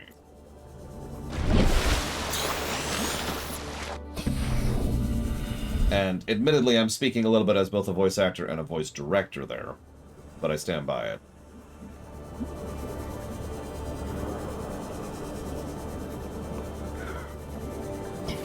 Unfortunately, I gotta now Alt-Tab to see the next question of the thing. There we go. So Mockingbird says, every writer I know has a tiny detail they love in their worlds. So magical creatures who don't need to eat food in the more traditional organic sense of the word, but primarily consume magic, nevertheless derive a great deal of enjoyment from scent. And each person has just as much of a variety in their preferences on scent as people do on food. So you can actually find a radio message? You can actually find places where you could go to a restaurant, and magicals will just go there and smell the food, and that is just as enjoyable to them as, you know, going to... I'm actually struggling to come up with a comparison. Like, it'd be like going out to the theater, right? Especially since they're mundane, they're going out with, can also get some food while they're there. Okay, so let's do this. We'll do a couple things super quick here, super quick. Titanium and glass. Might not actually need it. What's this? What's this? This is Altera HQ. This may be our only communications window. We can't send a rescue ship all the way out there, so Aurora, you're just gonna have to meet us halfway. We've uploaded blueprints to the ship's computer. Sandwich run, you in? Yeah, give me a second. Black box data shows the high security terminal in the captain's quarters is still functional. Becky's leaving like in 5 minutes. All right, tell Becky I'll just take the regular. The regular. Yeah, she'll know what I mean. The code should And be... if she doesn't, Just tell her the regular, dude. okay. The If code... I say regular and she's like, what's the regular? I have to come all the way back up here. The code should be 2679. The regular's just a ham and cheese. Okay, would you just say ham and cheese? Ham and cheese! Okay.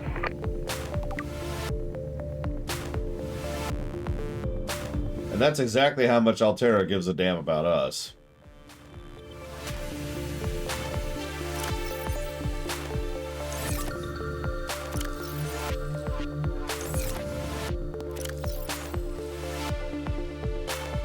I don't have any on me, do I?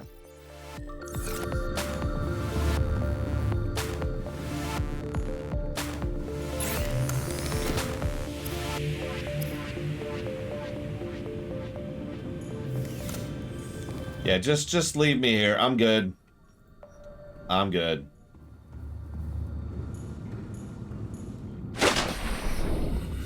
I've never even heard of that trihexia, so I'm gonna go with no. You know, Flagand has a good point. Ham and cheese is worth not having to rescue an entire ship that may or may not be filled with however many people.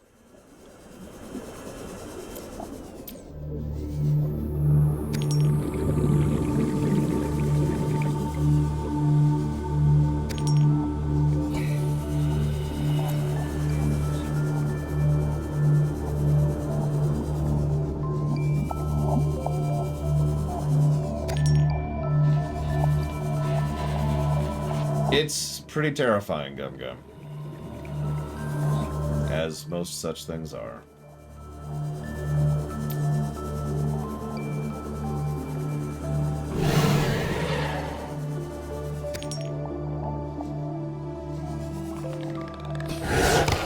I have no idea what the size of the Aurora crew was, actually.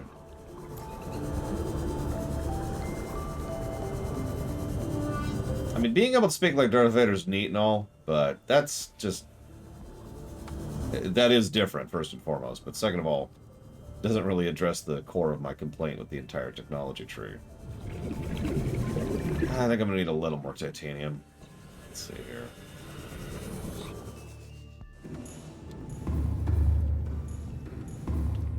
Yeah, no kidding, Mockingbirds. Okay, so I need... R1, R1. 2, 3, 4, 5, 6. Don't have enough room, because of course I don't.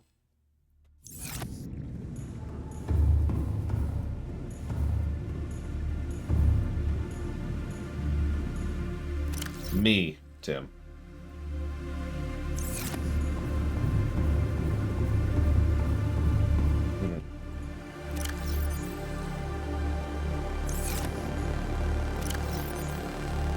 What?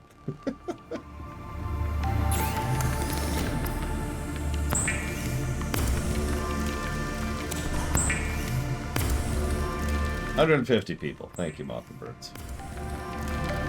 Yeah, I need to take the overworld pronto before people ruin it because they're not thinking about consequences. Insert your favorite joke here. They're all good. That should be sufficient for what I'm about to do. Actually, it might not be. But it's going to have to do.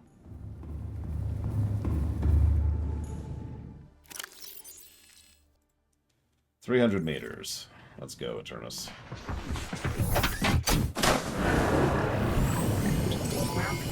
All systems online.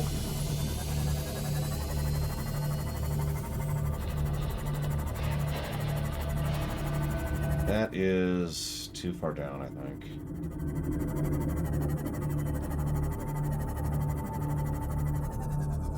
You know what I could do? I might have to actually do that. I might have to actually do that. Yeah, I think I will. All right. Okay. Let's gamble first. We're gonna gamble first, just in case. See if we get lucky. So where's the mountain?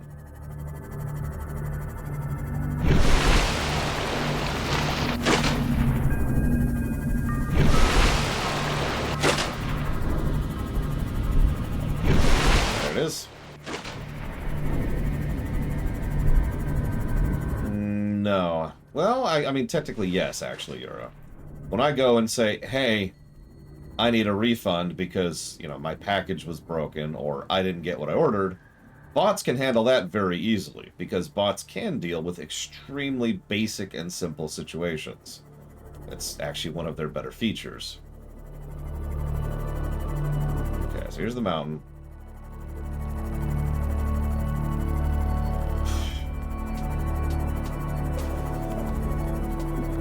Let's pop a save for no reason.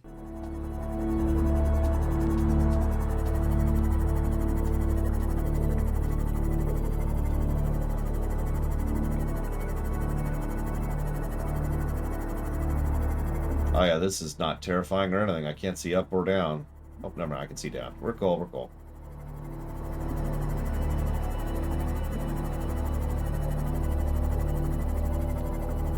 Okay.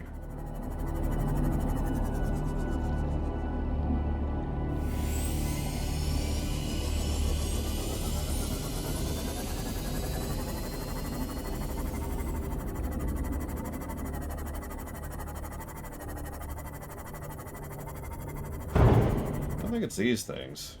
Doesn't look right. That already happened, Mockingburns.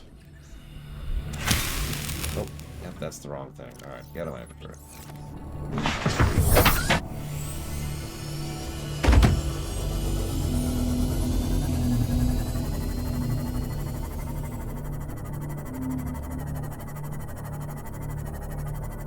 Jesus Christ. You gotta share like a screenshot of that, Brigman.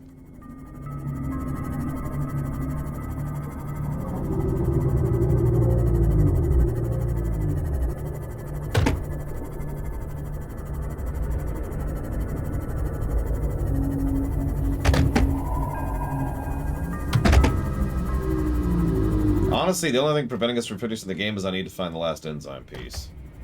After that, we're pretty well on our way.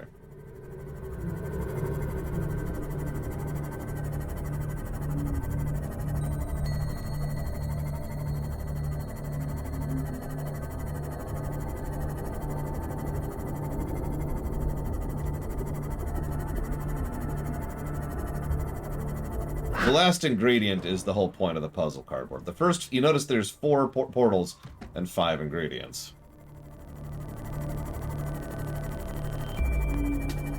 No, we'll start it today. We'll start it today. Hi. Okay, now we're starting to run into some depth problems. Maximum depth. Still haven't found what I'm looking for. Imminent.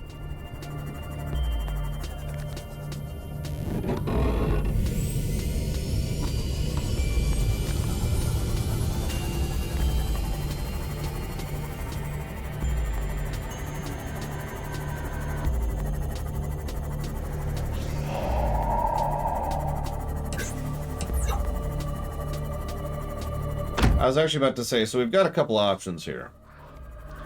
We can look it up.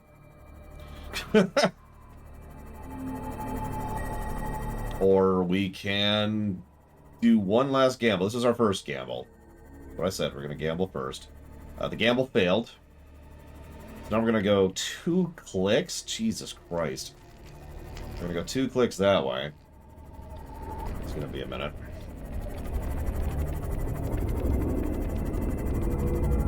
Yeah, I'm actually really excited about Below Zero.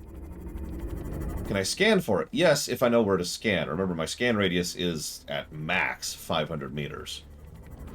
That's not that, you know, that big of an area, so I have to be relatively close to where it actually is. How easily do I get emotional with game stories? Have you ever seen me stream Walking Dead Season 1 or 2?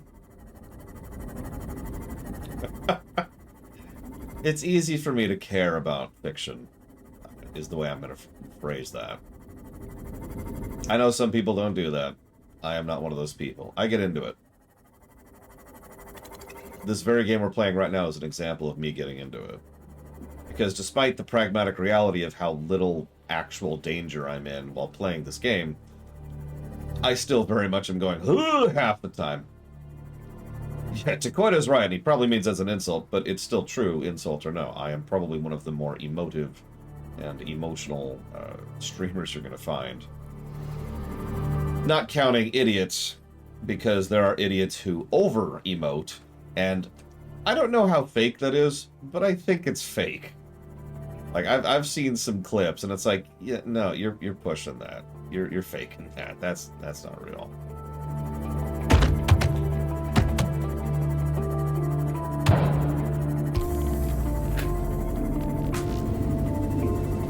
Yeah, they're just like, and I'm just like, uh-huh.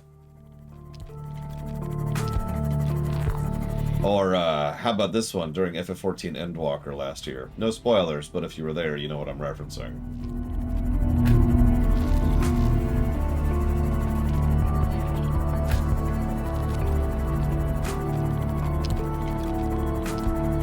I mean, by all accounts, Hal was not sentient and sapient. I actually think I talked about that in my video about that movie.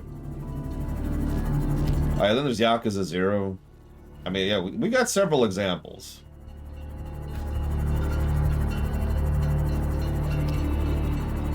I've also noticed I get more sentimental the older I get, which is also something I don't really mind.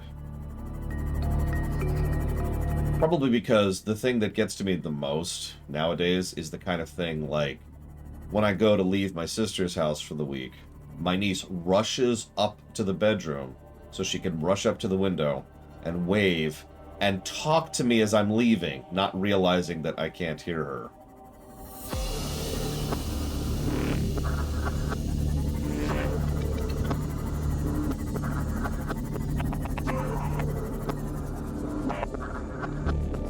Good morning, Ross. I just unequipped this stupid thing.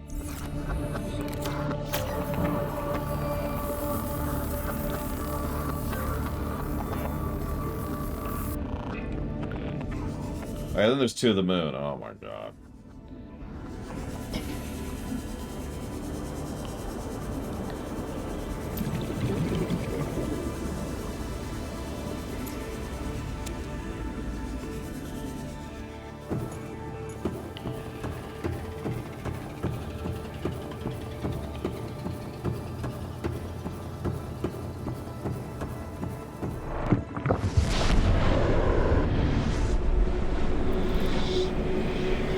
But yeah, anyway, sorry, getting back on topic. Hal was, I would honestly say Hal was not sentient and sapient. Hal was just a bot that was following its orders. At most, it was a VI.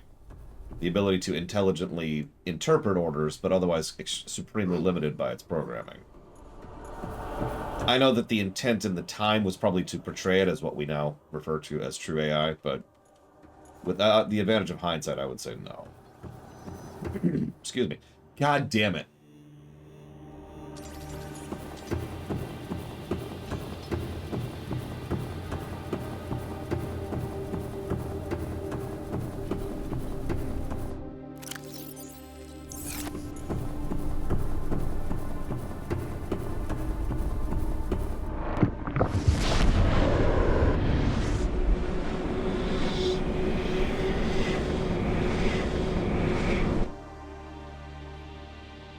This is going to sound weird,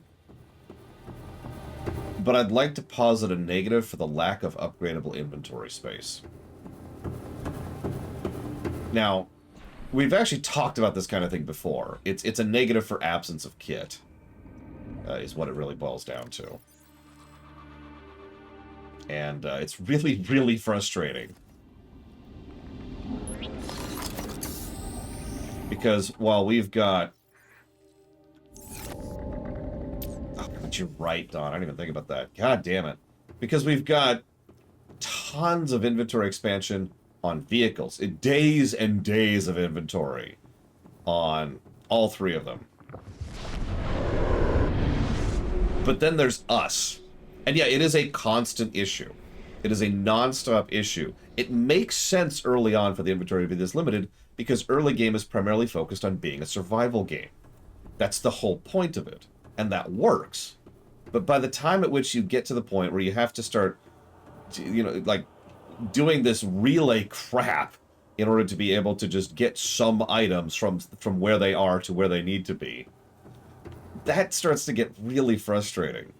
And it's worth noting that this only really affects the late game, because by the time you're in the mid-game, you're never 5 feet from a vehicle, and the vehicles have tons of inventory expansion.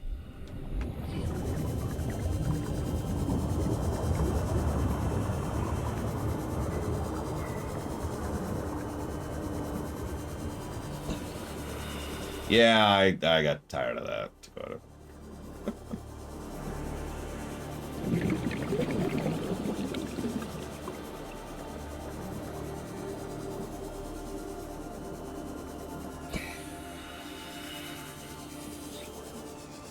Is that it? That's it. Sea Crown right there.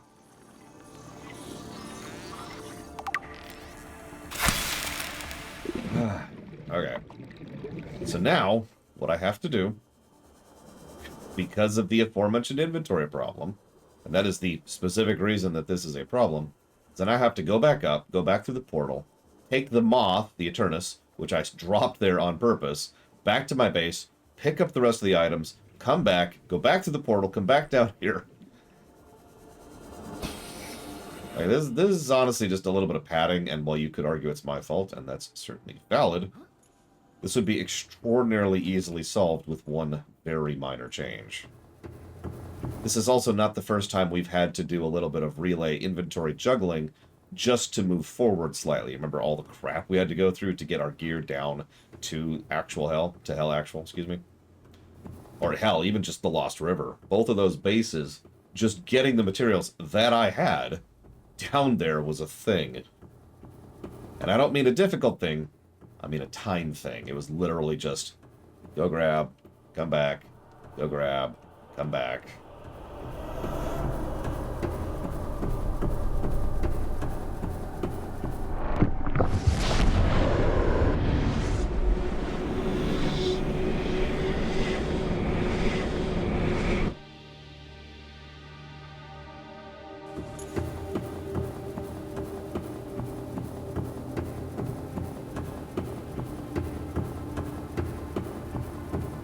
Lol, not a bread.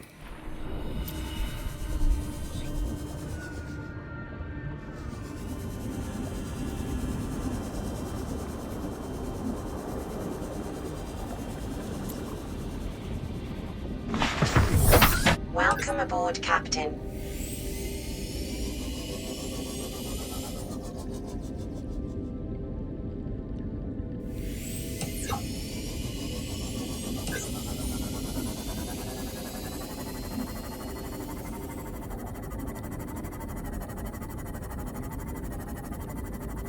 That's actually another thing. Maybe make an upgrade so that at a certain point, once you've passed the survival point, maybe make it so that you can layer, stack items.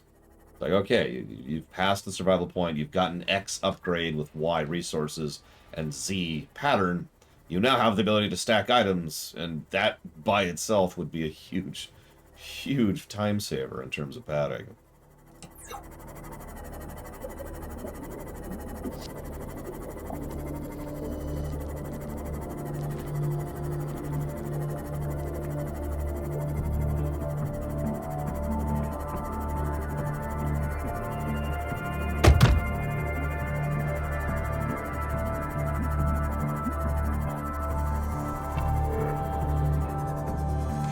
Welcome aboard, Captain. Hey, Reggie. Where'd I put it? Where'd I put it?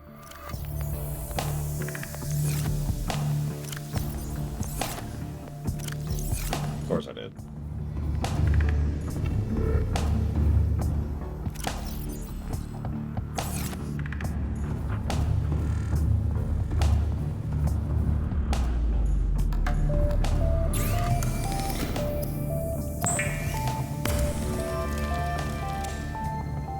Okay.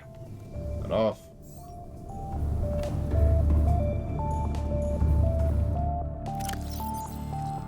I'm gonna do something weird here, actually. We're gonna do a couple things here.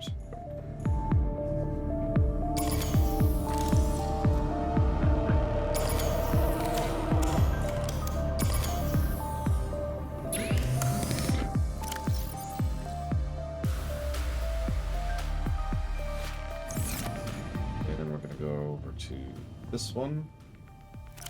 We'll dump off all our gear. We don't need it. Actually, I should probably...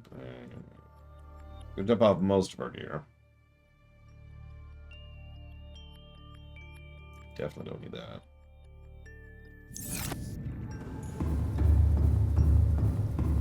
I should probably bring the scooter. Let's get rid of that. I mean, this planet was mine the moment I stepped foot on it. Alright, so let's grab that. Scanner. And the scooter.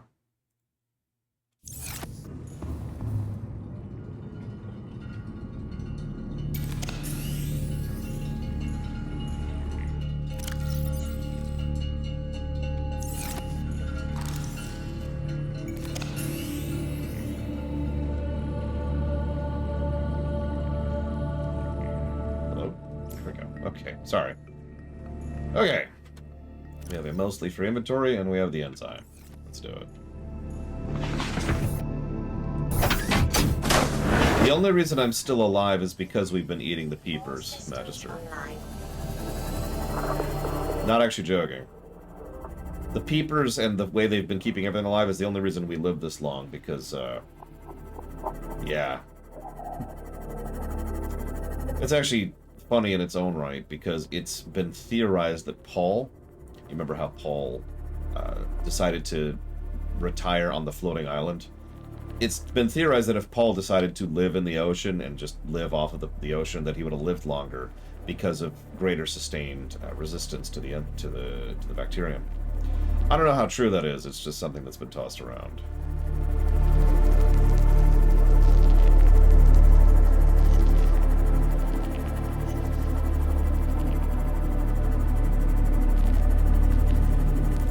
Now, we're currently in no-men status for below zero, but I really find myself wondering if below zero is going to have bots. You know, drones.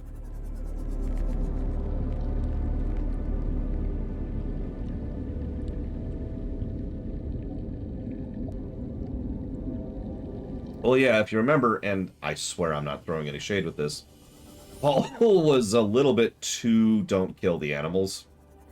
And it's implied that he was either vegan or vegetarian. Now, I'm not trying to cast shade, that's not the intent here. But when you cannot physically grow plants that have the level of nutrition that you require, in a world where the animals, the fish, actually have the nutrition you require,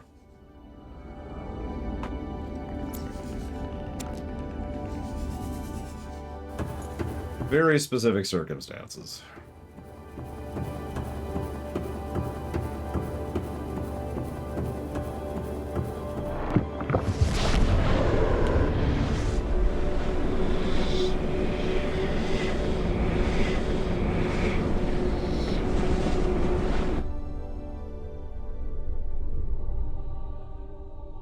Yep, meat's back on the menu. So, my friends and I were playing Raft last night, and for those of you who've never played Raft, the early part of the game is mostly a continuous cycle of dying and being rezzed by your partners.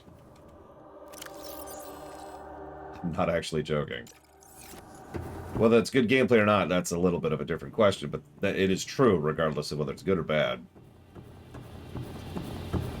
So there was a certain point at which we finally killed Bruce, the shark. And it's like, the first thing, looks like meat's back on the menu, plus everyone gets one grilled shark. Enjoy it.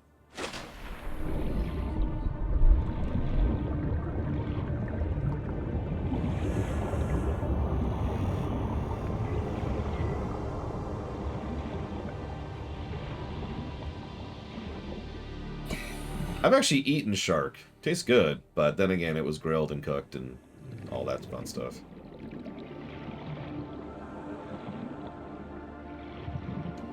It was rather sweet. What genre of game would I most want to play in the StarCraft setting? City Builder. I know I've been tossing that idea around for like 5 years at this point, but give me my StarCraft City Builder. Let me build and design a freaking Protoss city. That sounds so cool. Think about the events. Think about the triggers and scenarios that you could have. And like the stories you could tell in managing a freaking Protoss outpost. Ah! Okay, sorry. Hi.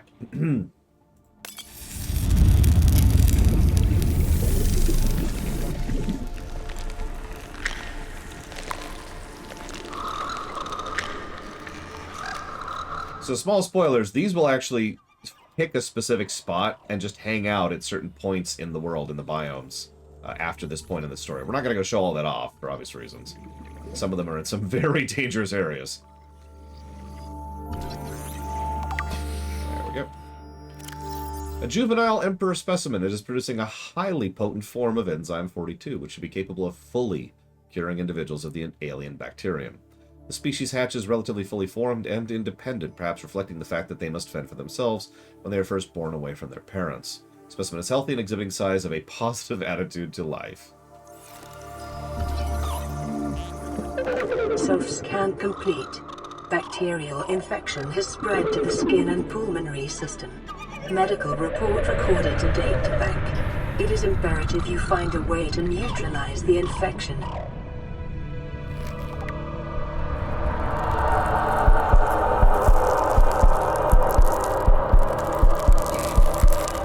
That's infection rank 4.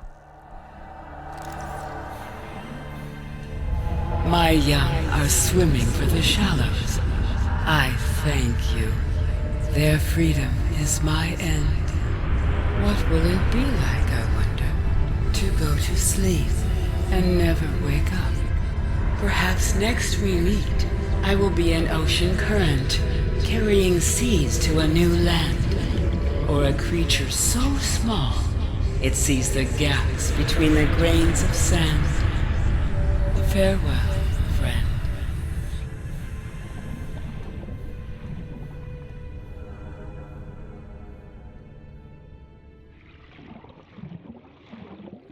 Can I scan you now? Okay, just wondering.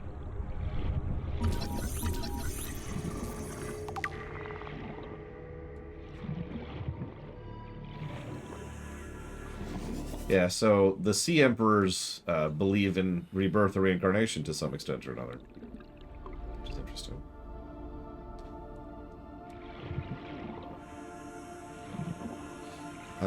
Yeah, I don't remember where they drop.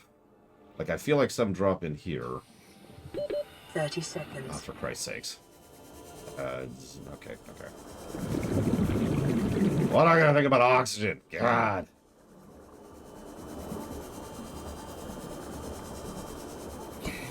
I am super not getting a cuttlefish now. Mostly because I don't even know where they are off the top of my head. Oxygen. Besides, we did that last time.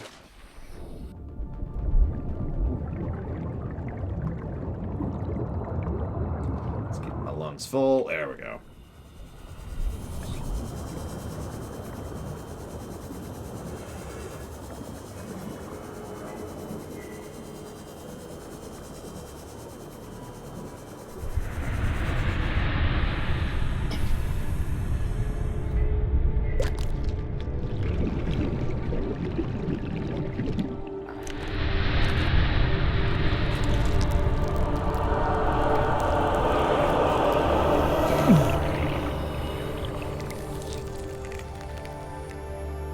Sure.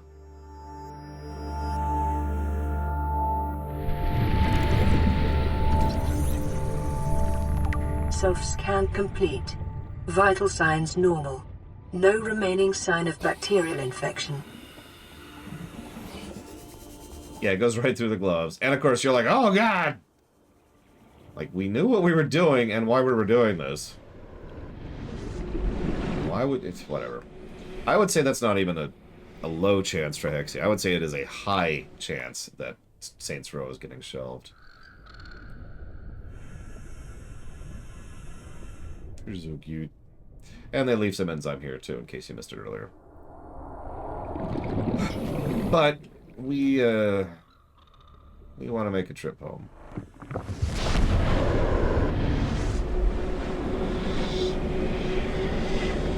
Favorite Saints Row game? 4. No question.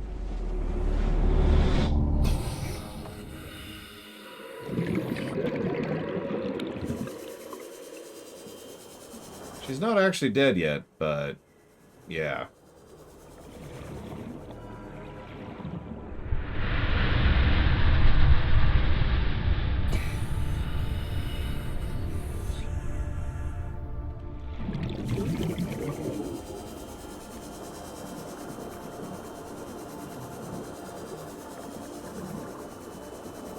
I can't pick 2 that high because we had the hardest time getting 2 into not only playable but then co-op status, and that just drags it down considerably.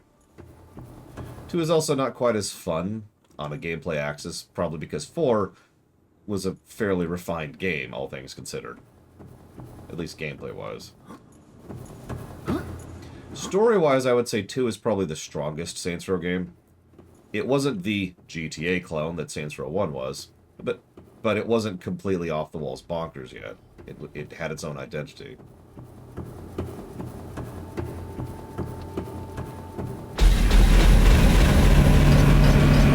Yeah, exactly, Reggie. It had started doing its own thing. 4 was completely off the rails, but had some coherency and continuity to it, whereas 3... See, 4 had good storytelling. 3 did not. No, I'm going to take a break, Ventures. Okay, so... let's grab all of this. This is why I emptied my inventory earlier. Goodbye, Shadow Machine 2.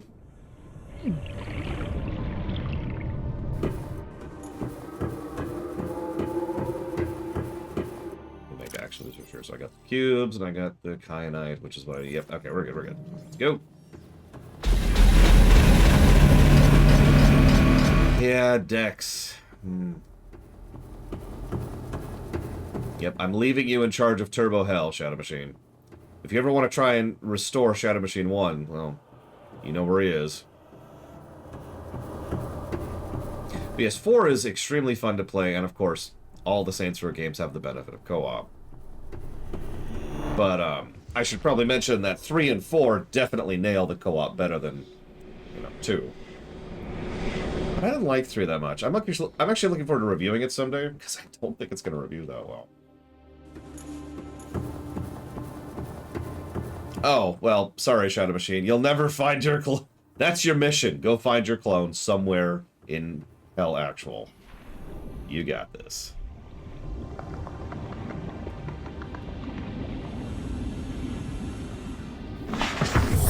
Welcome aboard, Captain. Yeah, no, 3's story was not good, and 3's gameplay was repetitive. It was just, alright, go do this type of mission 5 times, for no reason. Okay. Also, we are now going to go ahead and abandon Evo, who is going to be guarding the entrance to the Hell Actual, and Maverick, who is going to be guarding the river.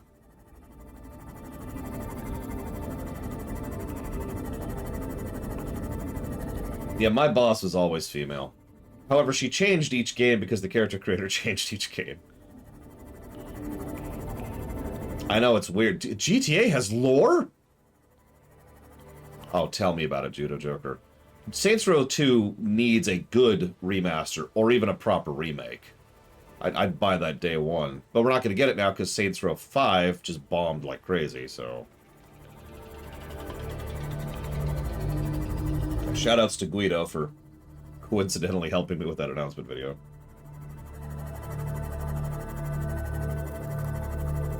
I wouldn't mind seeing a proper remake or remaster of Saints Row 1, because I've never really played it because of the exclusivity thing, but also because I just have no interest in it.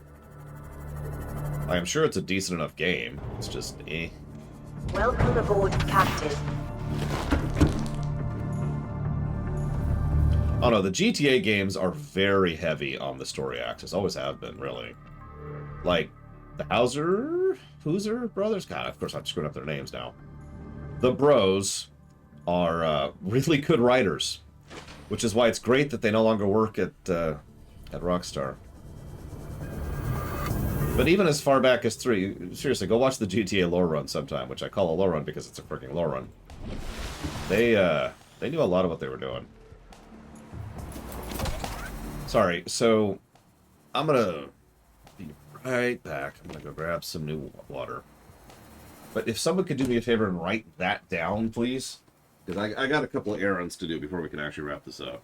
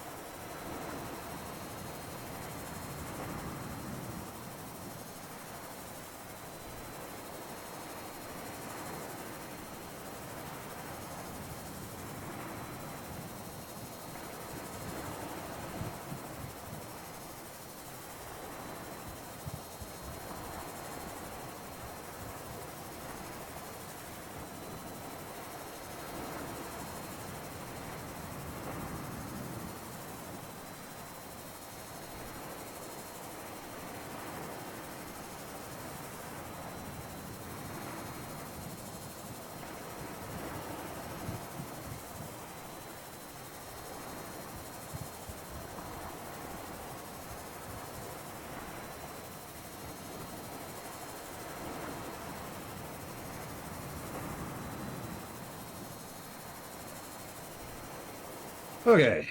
New water. I've got the thing in chat. Thank you very much. Alright, so... we're gonna need a lot of stuff.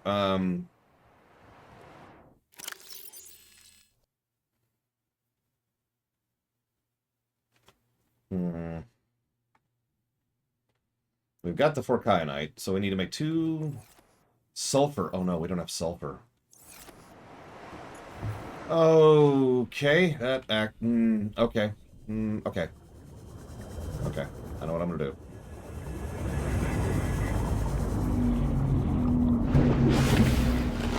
I don't remember resource. I'm sorry.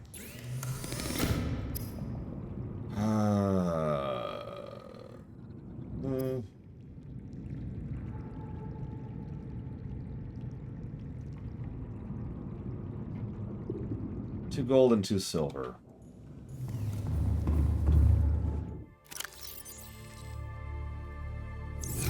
Surely I have 1 last gold. 1 last gold. Oh, thank God. I thought I had the sulfur, but I thought I left it down below. Okay, so we don't have to do some weird jury rigging with the inventory because we don't have inventory space.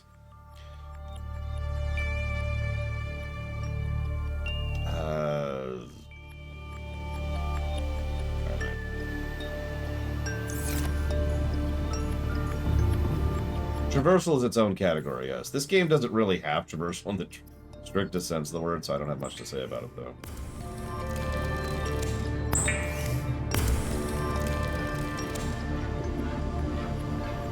Oh, shoot, I need more. Damn it! Okay, okay. Hang on.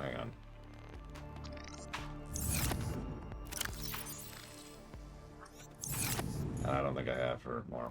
Yeah, traversal is point in a direction and hold W. That's not much. Yeah, that's what I thought. God dang it. Okay, hang on. Let's get this started.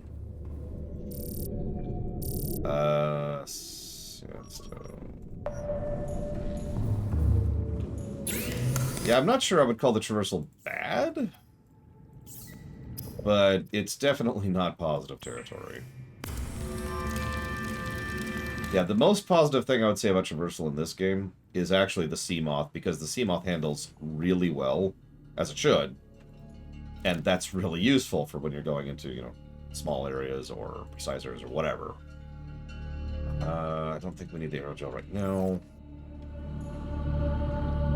I'm gonna need some lithium. Do I have lithium right now? I actually don't think I do have lithium at the moment. The grappling hook? Well, I mean, I'd love to tell you about it, but I never got one, so I can't comment on it, really. Okay, let's go find 2 silver, shall we? I will admit, it feels cool piloting a capital ship, because that's what the Cyclops effectively is. But the problem, and we've already talked about this, is the Cyclops has astonishingly little real use.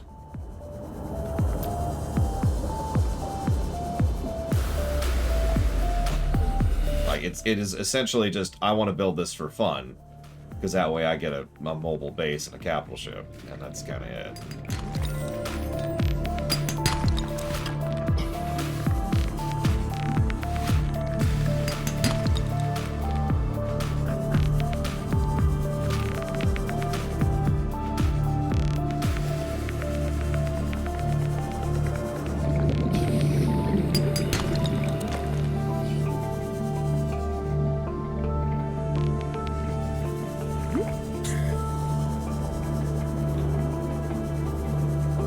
Yeah, I was gonna say, the problem is, and we will actually show this off, it just occurred to me, we will actually go grab Evo for one last thing. Because the Cyclops is a little bit of a paper tiger. It cannot take a lot of hits.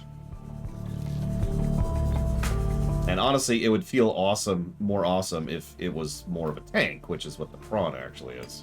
That might be cool.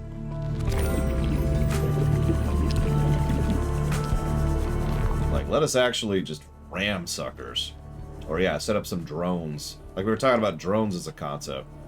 The Cyclops would be the perfect vehicle to attach drones to.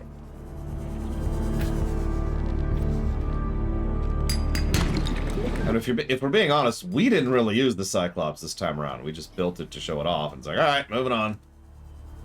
The Cyclops can dock one vehicle. That's another problem. It really should be able to dock two.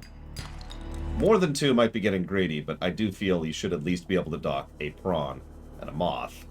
And I've demonstrated why, because you have to do some weird relay crap if you don't.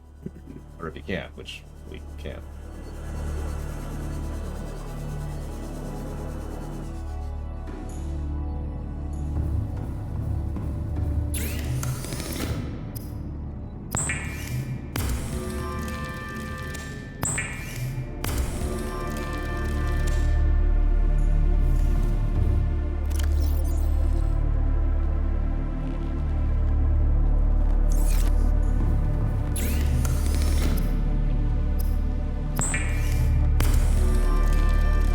You can set a base above water. It in the backporting, they allowed you to build bases above ground. I'm not really sure what the consequences of doing so are. I can't speak to that. Okay, so that's 2 power cells, 4 kyanite, 6 sulfur. Now I just need the plasteel. Fortunately, I'm pretty sure I need 2 lithium for plasteel, but let's double check. Yep, 2 lithium. And 10 titanium.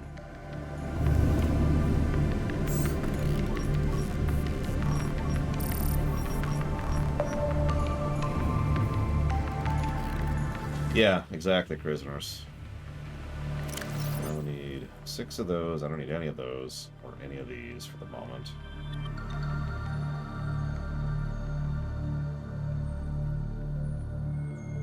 I don't need these at the moment either. Or that. Okay.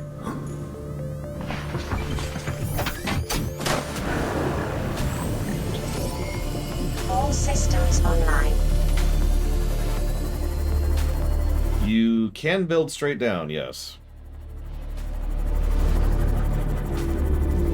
Yeah, the physics-defying staircase of...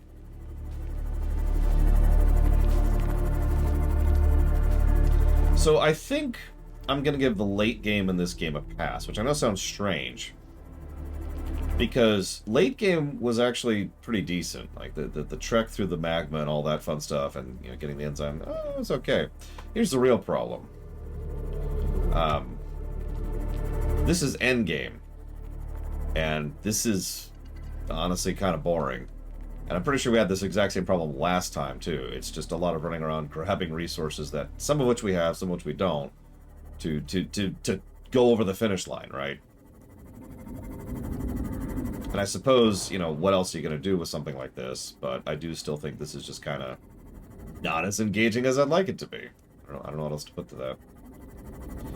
Yeah, ending the game with a scavenger hunt is a little bit of a decision in a game that's nailed so many other aspects of gameplay so well. Given that this was an early access game, it makes me wonder if this was the point at which they were just kind of like, let's just push the game out. Okay, stop.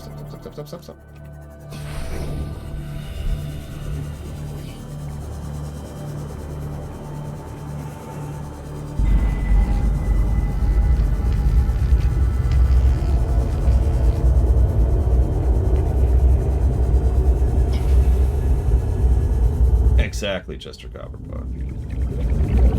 Those are the originals. I usually make like an R, or actually say remake, if I mean the remakes.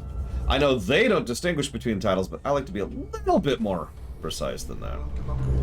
Now, what's funny is I think we have some titanium here. I don't know. Right, so there's 2 titanium. There's something. 3, 4, 5, 6, 7, 8, 9. Looks like we don't have any lithium, though. I don't remember putting any lithium in here. And I'm right. So we still gotta get lithium. That's okay.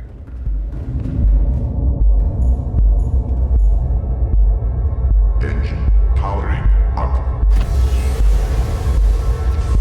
Yeah, imagine the end of Factorio is you having to manually mine stuff. Here, where's my cameras? Okay, a little bit back. A little bit back. I appreciate that, Judo Joker. Okay. Fine. We'll go ahead and pick up the Eternus. Why not? Just in case. Actually, we will need it. We will need it, so... as well.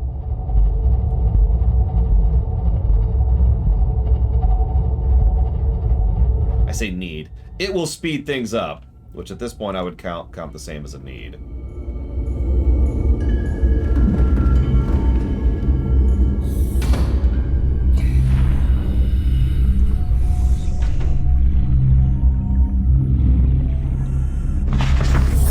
Welcome aboard, Captain.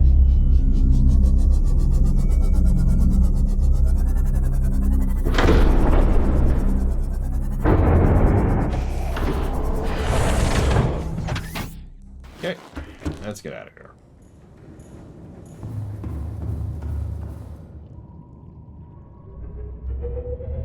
So we still need 2 lithium. Where are we? Okay, so we want to go this way, I believe.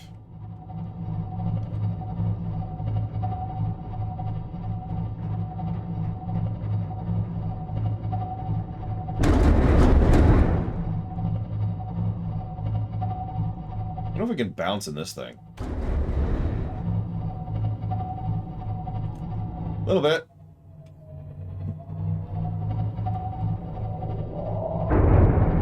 Yeah. Boink off.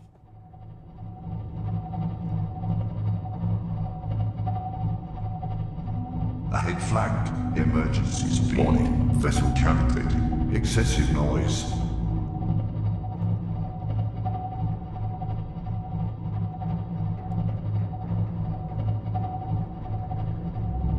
Warning. Engines overheat. I mean, isn't that what you do, Retu? You get in a Star Destroyer and you go, whoa.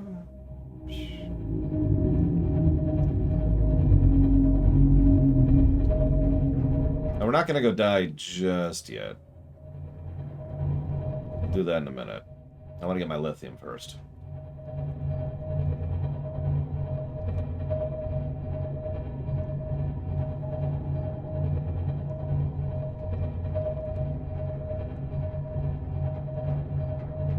Looks like I actually want to be over here.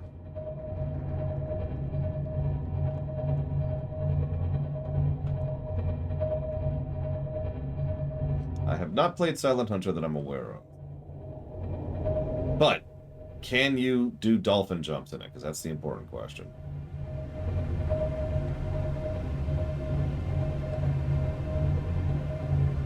Engine powering down.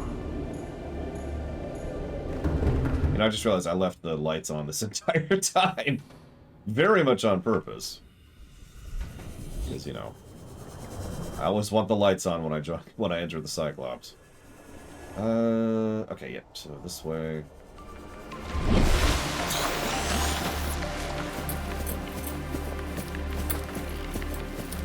I need 2 lithium.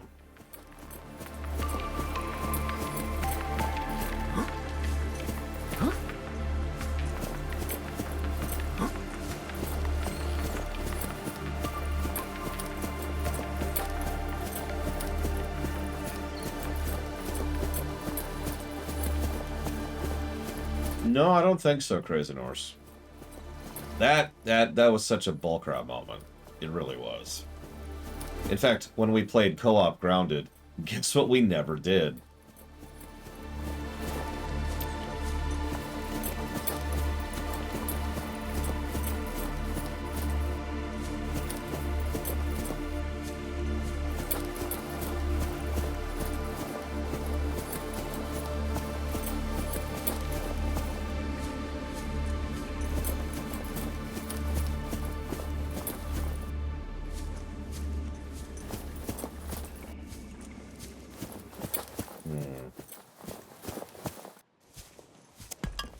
One. 2. And just in case, because I don't know what else we might need, I'm going to grab some more lithium over here. It's like another plasteel worth of lithium. And we'll get 2 more. Just in case. That's 2 more plasteel worth of lithium. Surely, surely, surely, that's enough iron. Points if you get it.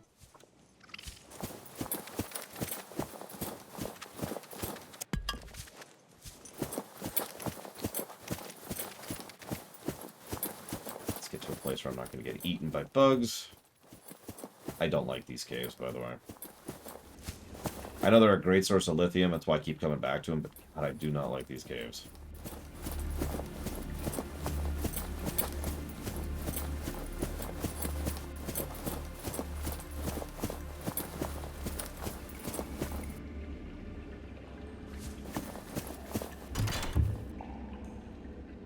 Where does this one go? Either way, thank you, Malin. I'm safe now, so I'll go and bow. Thank you.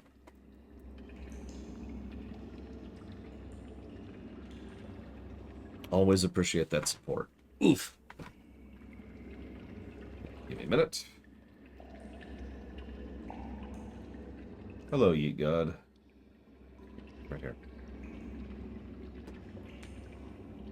Oh, yeah, probably Mike's. I think you're right. And Retu. Ah. Finding Paradise, I think it's on the list, but yeah, I'll look into it. I'll look into it.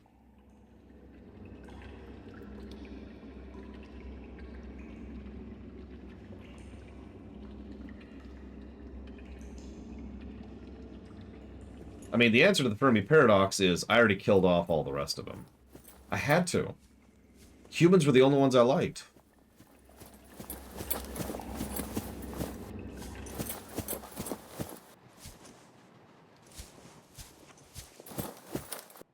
Possibly Malin, but I'll look into it. Like I said, I'll look into it. I've got it written down.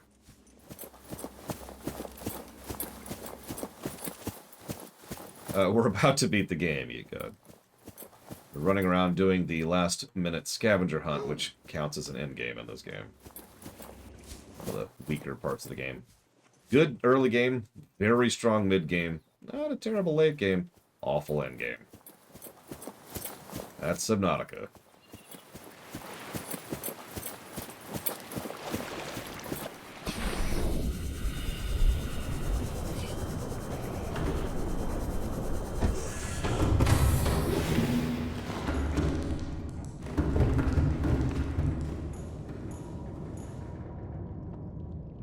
Engine powering up.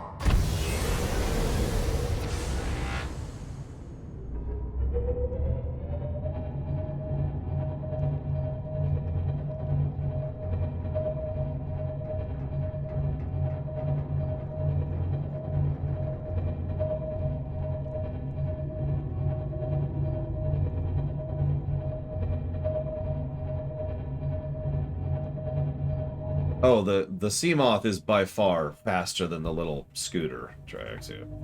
Like, by a huge margin.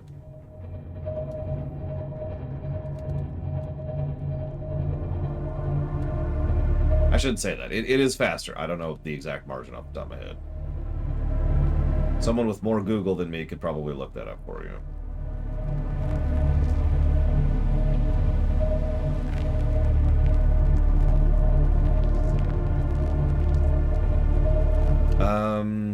Probably not, honestly, Gum Gum.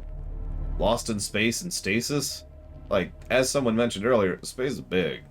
Even if you got a beacon going, those only have so much range, and people only have so much reason to go to certain areas.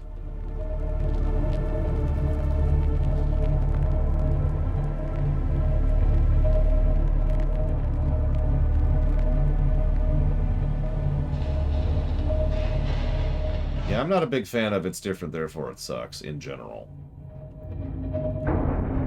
Now, I tend to not like things that are, that suck, but that's kind of a different thing.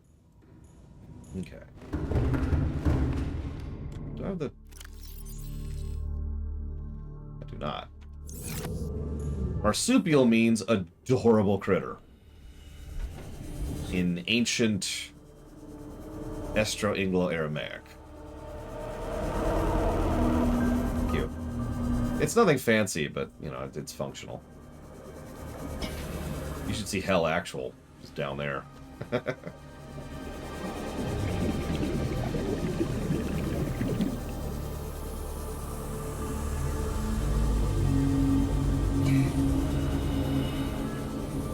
Yeah, exactly. Dragon Age 2 being different wasn't really the problem. In fact, I'll go on record as saying Dragon Age 2 has better overall combat than Dragon Age Origins. And I know that's kind of antithetical to say that. It's still true. Now, there are other problems with Dragon Age 2's combat, because Dragon Age 2 Syndrome is called that for a freaking reason.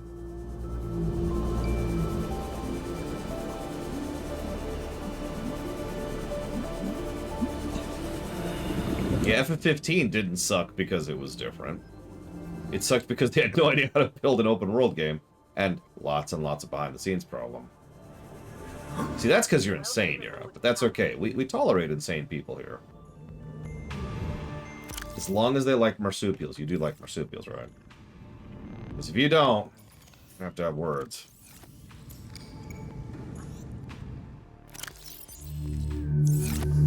Yeah, when we do the Dragon Age block, I'm pretty sure Dragon Age Origins is still going to beat the snot out of 2. But I also think 2 is going to score better than most people think it will. Now, Inquisition? No idea on that. That's... Ugh. Okay.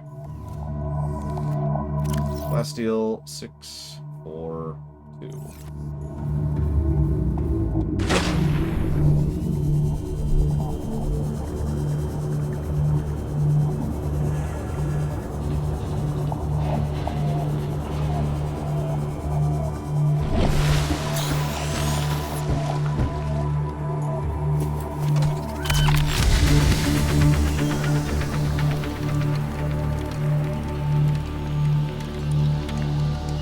Origins is gonna crush, too, on the story axis. Just curb stomp. Origins might be our highest story game ever. Yeah, of course we will, prisoners. That's still one of my favorite quotes in this game, you god.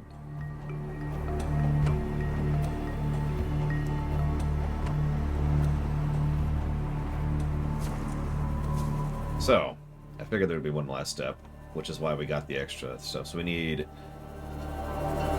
Let's do the plasteel first. We also need a shield generator? I don't even know what that takes. So, hang on. Enameled glass, computer chip, plasteel. Let's figure that out first. How much titanium do I have right now? For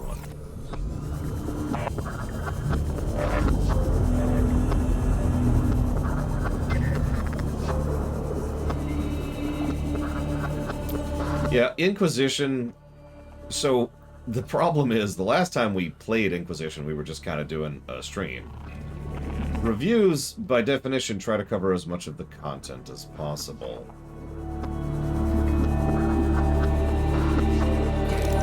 Now, obviously, you know, possible, feasible, reasonable still applies. But that means...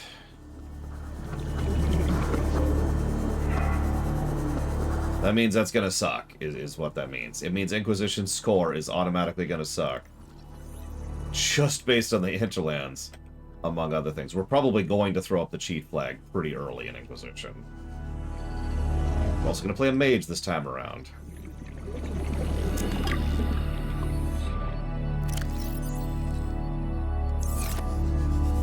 Three more.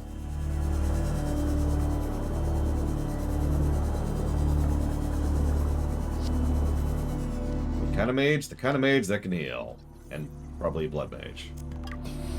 Maybe it's, I don't know, whatever the overpowered build is. I'm probably just going to Google the overpowered build and do that. And say, yep, playing a rogue sucks. Negative to gameplay. I should know. That's what we played last time. For Origins, I'm not sure.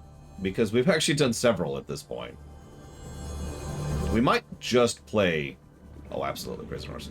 We might just play mage, because we've actually tried out several builds at this point in time.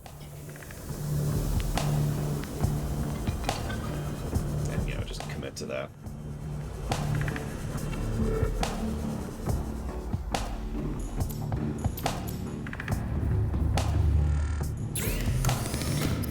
So, there's our plasteel.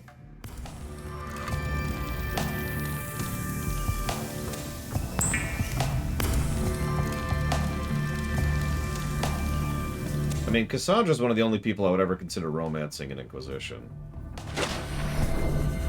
What else did I need? Enameled glass. Was it one enameled glass? I guess I could check.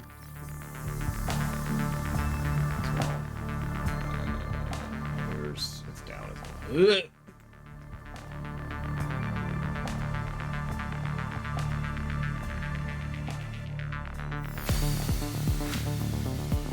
Let's need to figure out what the shield takes while we're here. Okay, we'll come back to that. That's... I think a lot of stuff is what that's going to take. 1 enameled glass. Okay, so that's not terrible.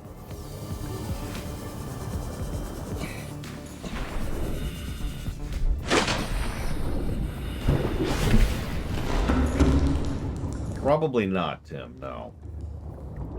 Granted, I probably wouldn't stay here either. I'd just kill myself. But, you know, given the choice, neither of those choices are what I would call particularly good. Do I seriously? Okay. Let's grab the tooth. Thank God I got a bunch of twos all that time ago. Yeah, both options suck, exactly. It's like, which would you prefer? Can I phone a friend? I don't want to live on this planet, but I really don't want to go back to Altera.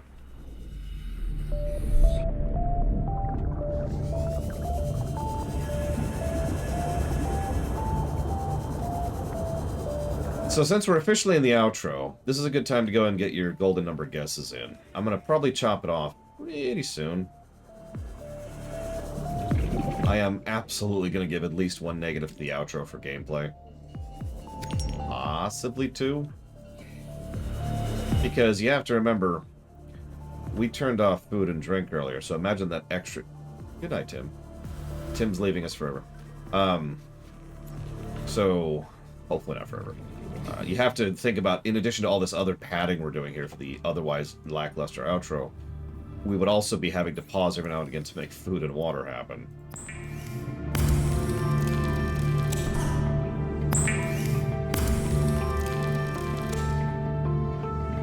I think I'm the only person in the world who got along with, who could tolerate Sarah, but as I said when we were streaming it, I've known people like Sarah, so that just kind of...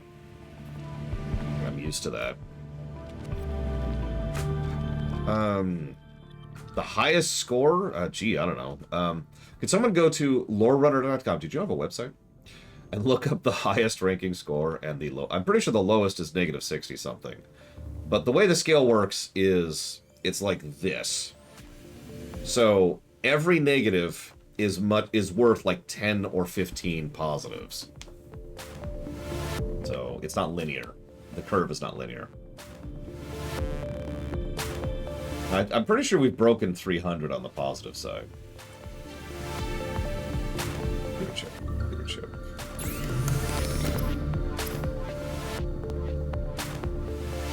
Two copper, a gold, and 2 coral. I don't have any copper at this point. Long since run dry on that. Yeah, exactly. As Kara White Noise says, the difference between plus 10 or plus 20 is hardly anything, but negative 2 and negative 4 is a pretty big jump down. It's why I was shocked when we started getting into like the negative 40s, and it's like, Jesus. That's... Mathematically, that takes a lot to get down there. Holy crap. I'm also going to need 2 table. This really is just welcome back to the beginning of the game. Get a little bit of resources from everywhere. Also going to need more silver, I noticed, but we'll work on that in a minute.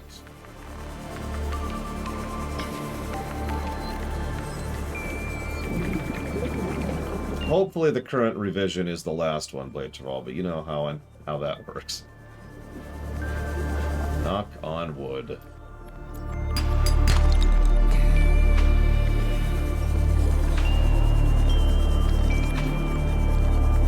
Still, the whole goal is accuracy.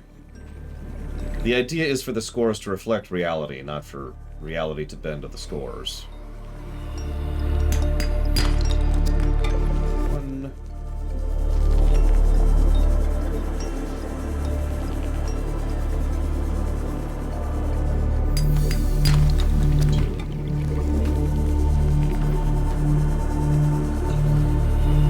Honestly, I wasn't sure how that was going to line up later on.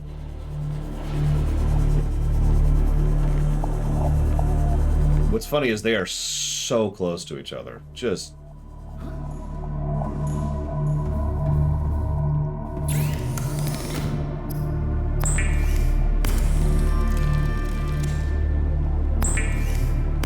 So, now I need... looks like a power cell, an advanced wiring kit, and whatever that is. I think I've never made that. Is that polyalanine? Looks like polyalanine. Okay, so that requires hydrochloric acid, which requires salt and deep shrooms. I think I have that, actually. There's the salt, and shrooms are really easy to come by. Ironically. 3, there we go. Below zero. Did you know I have a website, Magister? Did you know you could type an ! next into chat right now? And it'll tell you everything you need to know about what's coming up next. Why is this not... Oh, deep shrooms! Where are my deep shrooms? I have some. In fact, I have several. But I don't know which inventory they're in.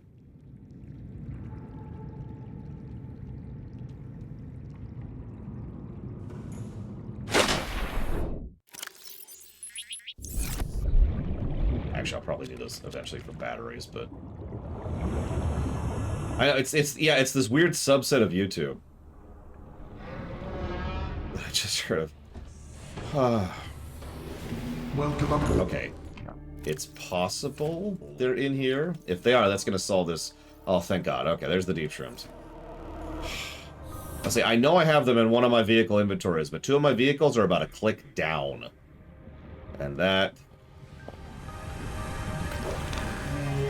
Anyways, yes, I'm looking forward to playing the CODs again and seeing how well they actually score. I actually anticipate Call of Duty 4 will score better on the story axis than the gameplay one.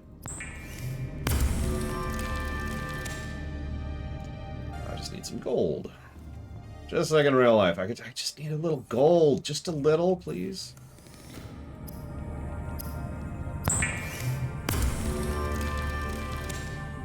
Okay, so now... I need 2 batteries and rubber.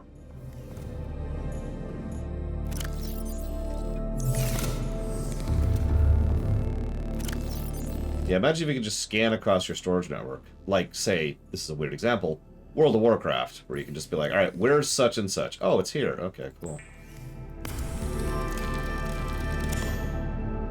I know, WoW of all things. Alright, so I need 2 silver, 2 gold, and another chip.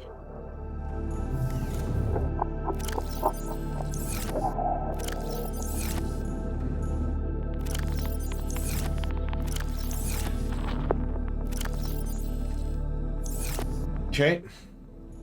2 silver, 2 gold, and some other stuff, which we'll deal with in a minute. That's a good question, Blake Traval. I'm scanning for the wrong thing. Yeah, Diablo 3 and StarCraft 2 are going to probably break the record for gameplay score. I've predicted that before, and I stand by that prediction. They're some of the best gameplay design in ever.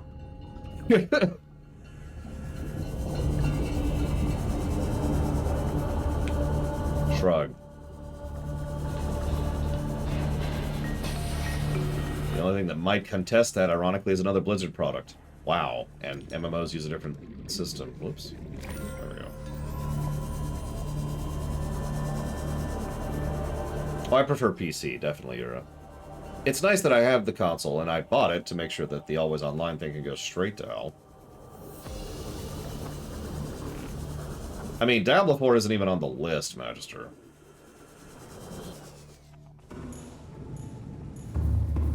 So... what am I doing? I'm changing my scanner. That's what I'm doing. I'm going the wrong way. God, I'm turned around. I'm around my own base.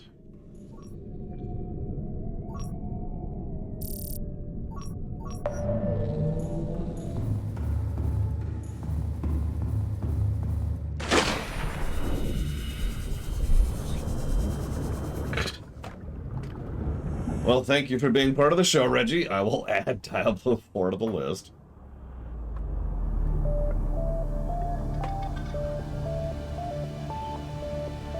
Yeah, the Switch port is actually pretty damn good.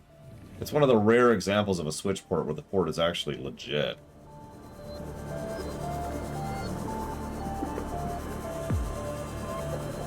Go figure, huh?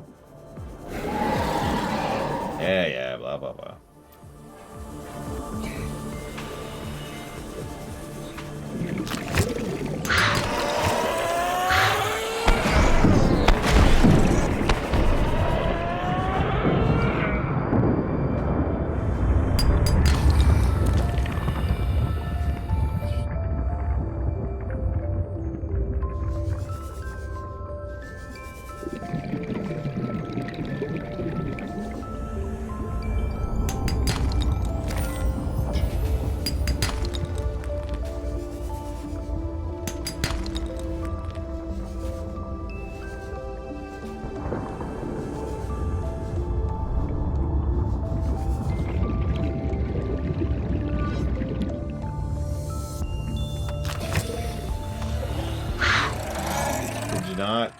Could you not?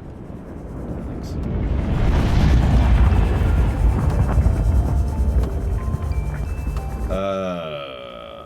Is Blops one on the list, Gumgo? I think it is. I don't remember.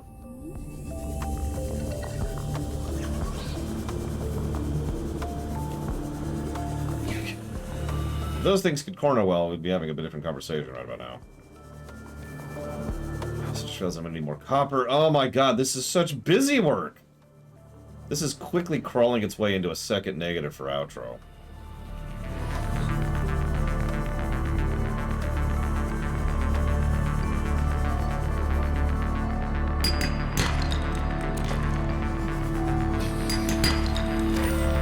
Is that two? That's two, okay.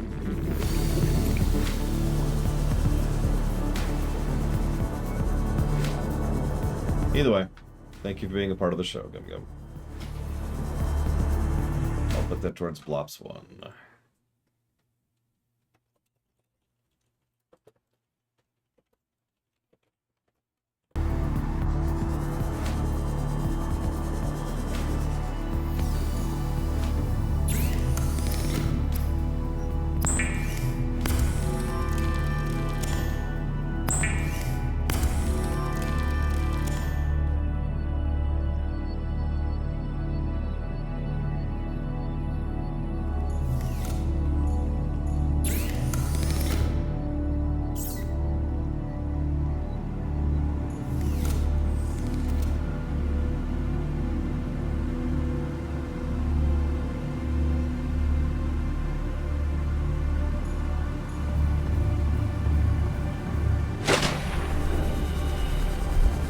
Don says there's something on board the Cyclops, and I believe him, because if it's not, then we need to go all the way back down to Hell Actual to get access to my frickin' fabricator.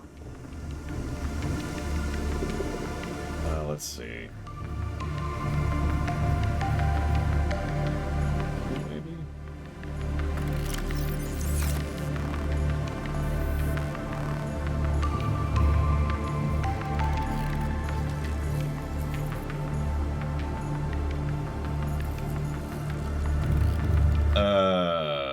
I can't think of one, Animal Bancho.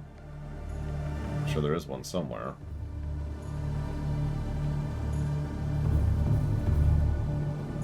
The main character from Celeste. There we go.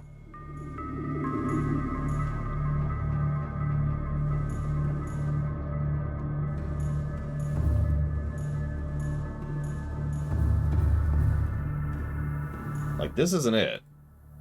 This doesn't let me build stuff, which is what I need. Oh, there it is.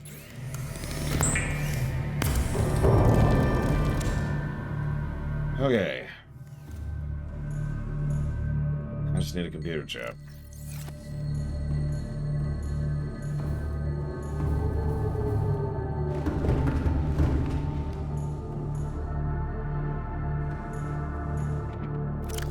Let's see, do I have anything left here? This game is extremely unrealistic and simultaneously very well thought out and realistic. I think that's how I'd answer that. Yeah, especially since the game expects you to go on board the Aurora now to get the pattern to start making the thing. There's a whole step of backtracking we skipped here. Just, I think we're officially at the point of 2 negatives for outro. This is a lot of padding, and nothing about it's engaging. Okay, so I need a chip, which is 2 copper, 2 coral. Oh, stop.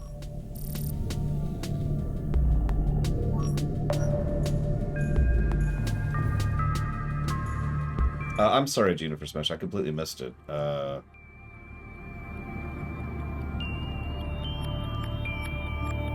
Right. Hey, oh god, RPGE was the name of the group. God, that was a long time ago. So I don't know Japanese at all. Let's start with that. But what not a lot of people really understand, and I mean no offense by that, is that localizing doesn't just involve looking at the letters and then putting them in the thing. You have to figure out a lot of programming side of stuff too. You have to solve a lot of how does text render, how does it know which characters to pull for what, and how it knows to pull which strings for what, and how to format the text and how to format the strings and all that crap. It's a whole programming problem. That's where I was involved. I was in more of the side little programmy side of stuff, and even that I hesitate to even take credit for any of the work on that. I did really minor stuff kind of for fun because I was just part of that scene back then. That's another thing. Context is its own problem. What am I doing? Copper. I need 2 copper. And 2 tables, but mostly the copper. RPGE was the name of the group. You can really Google them. They had a couple of projects under the belt. Earthbound Zero, I believe, was one of them. That might have been another group. Truthfully, I'm not even sure. It has been a very long time. Like I said, I was just doing it kind of for fun on the side because I happen to be part of the early emulation scene. Back in the days when, you know, SNES 9X didn't even exist yet.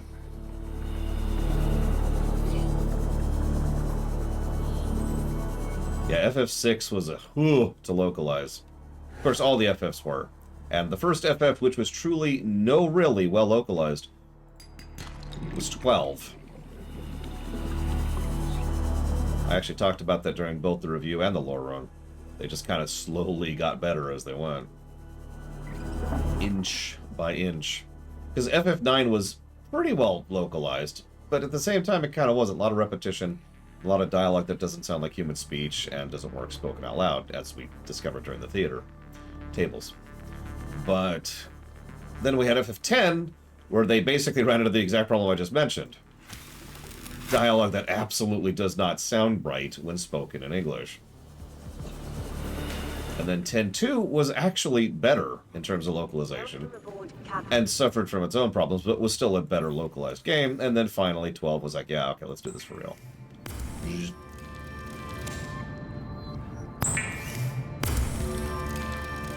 Okay, this is definitely the last spot. 11, I actually don't know anything about the localization of 11 at all. Because 11's an MMO, and honestly its own thing, and is the best MMO ever made.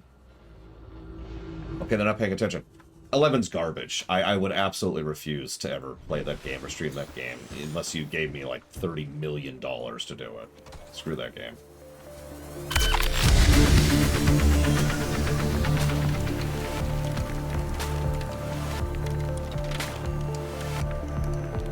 Fourteen 1.0, Reggie. It's always a dumb question. 14 1.0 is always going to be the worst, whatever other game you throw at me. For more information on why, I spent a freaking hour and a half explaining it. Yeah, 11 was at least a functional game. Neptune 1 rocket online. Anybody want to be the rocket? 1 through 100. Huh?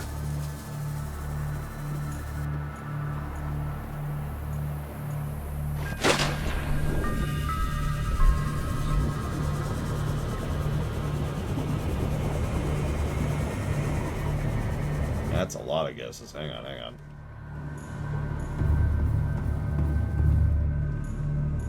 Let's just clean up the HUD a little bit.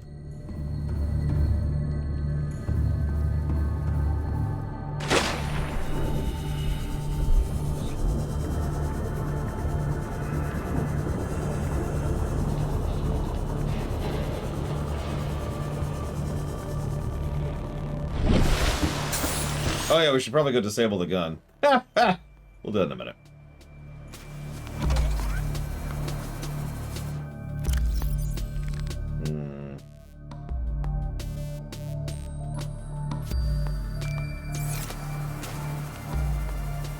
Yeah, alright, we're off!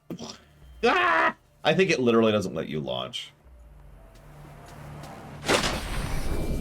Like, I think it actually says nope and just will not allow you to do it. That'd be funny. You launch and just get destroyed. Ah! I mean, we could try it very quickly. We could grab a save and then just see if we're about to go die. How many spaces do you get for the Easter egg? I don't actually remember. It's 4, I want to say. It's not a lot.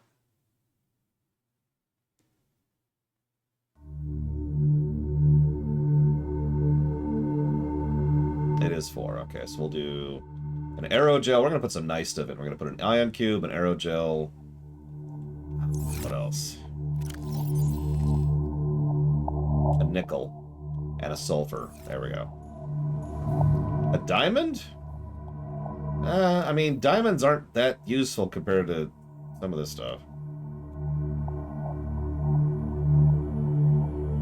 That's fair. Diamond for the laser cutter. Okay, fine. We'll do a diamond instead of the sulfur, I guess.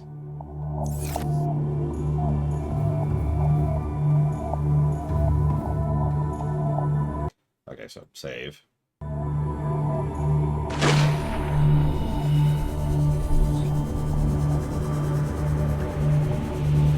I don't mind it. It's a very this whole game does gradient difficulty Sub-Zero, so it makes sense that their fail mechanic would also be gradient. You die, you go back to the base, you drop some of your stuff where you were, you can go back and pick up your stuff again if you can find it, of course. I should probably forget who won the game. So hang on. Looks like it's gonna be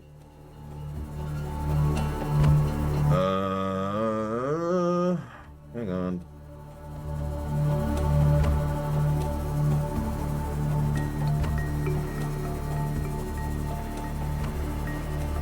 Pure white noise. Which I don't think is gonna fit. Pure white noise. Color, color, color.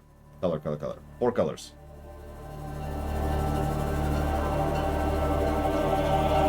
Nope, won't fit.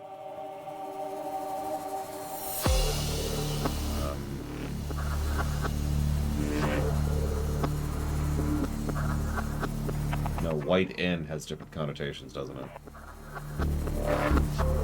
So, hot pink. Yellow. This is gonna look wild, isn't it? Purple.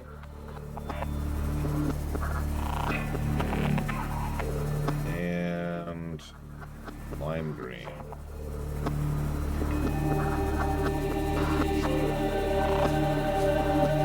I love it. Beautiful. Absolutely beautiful. Alright, okay, so I need to do 2 things. So let's go down here. Let's go turn off the defense. Oh, hang on. So,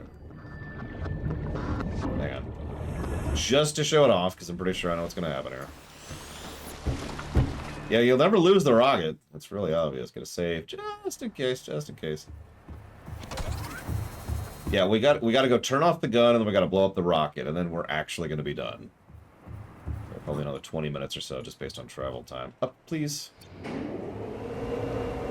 Behold the extremely obvious texture of the mountain island. God, that is overt.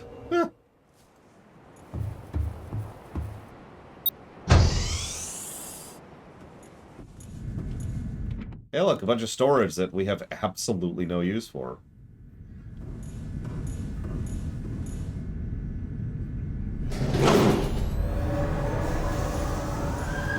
Auxiliary power unit online. Pressurizing hydraulics.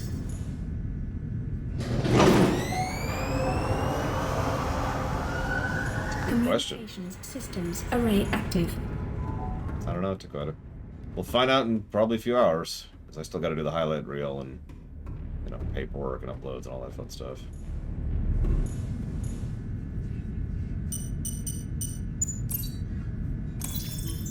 Life support systems online.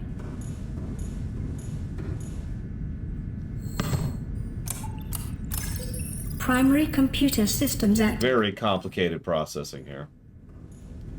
Very complicated. All right. All So. systems are go for liftoff.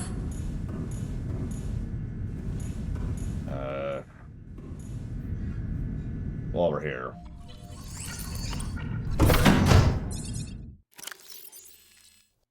Okay, so we got 6 slots. All right, so ion cube, aerogel, the thermal blade, sulfur, diamond, and I guess I'll just put the nickel in. There we go. The only image I took. Message.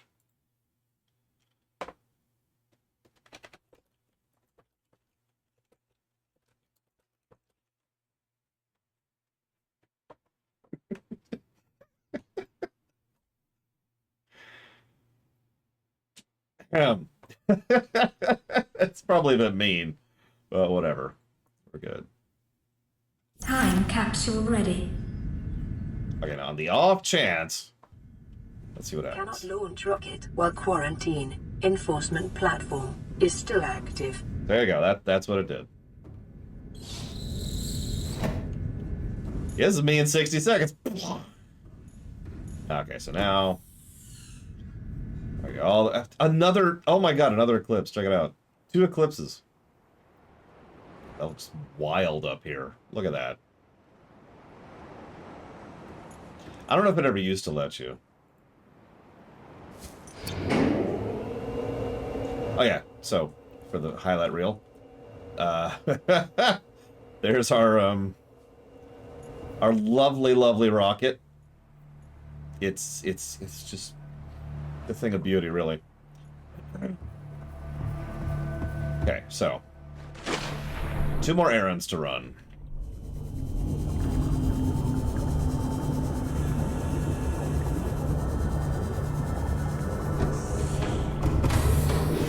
Welcome aboard, Captain. All systems online. The prawn was never unstuck. No, it's stranded down there now.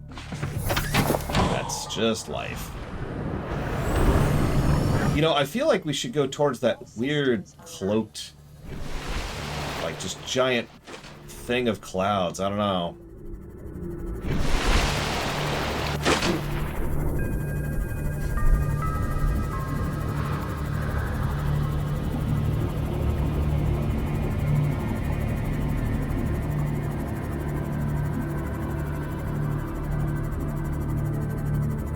Yeah, that's the last thing. Really, Huthor? Oh, that's gonna be interesting. Curious how that's gonna work out here. Let's unsticky some stuff.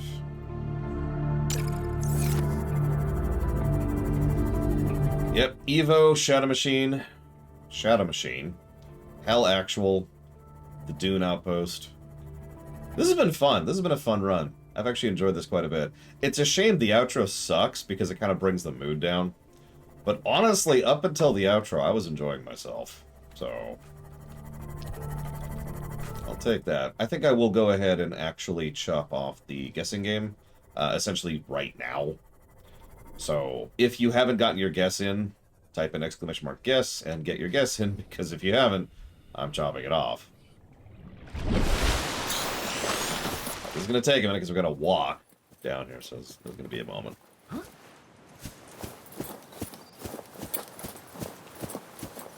That's true, Shadow Machine. We could join Shadow Machine 1 and Shadow Machine 2. If you type the guess into chat, it doesn't do anything.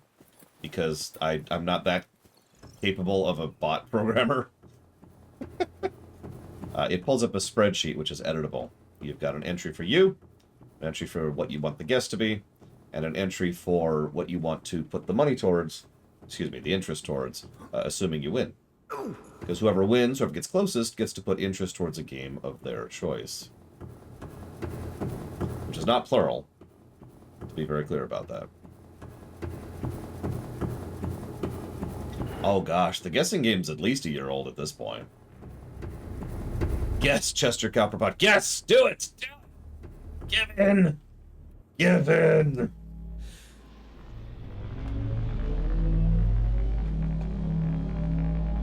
I don't even know if I could check, like, when a document was first created, because that's probably when the guessing game first started.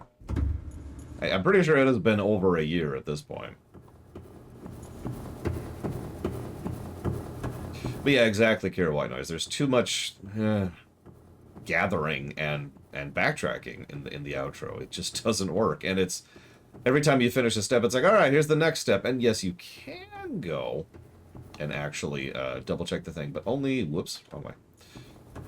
Only after you're already at this step. You can't be prepared in any way for it. I forgot to scan something.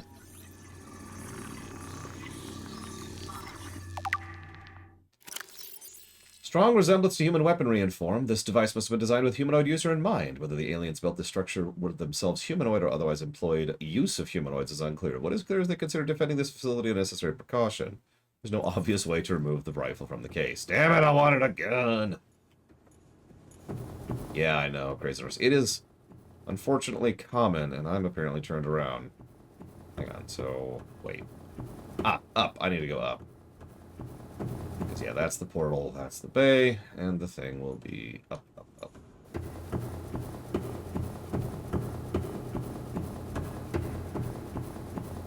Yeah, good luck finding the gates if you don't have a good sense of direction and or didn't drop a beacon like I did. I mean, if you remember, I had trouble finding it again even after dropping a beacon. But, Laura, that's just because you're stupid. I'm not that stupid, okay? Pretty stupid. Not that stupid. Lift the quarantine, please. Oh, that's a good question. Why am I deliberately avoiding getting stuck by this thing? Why am I so stupid?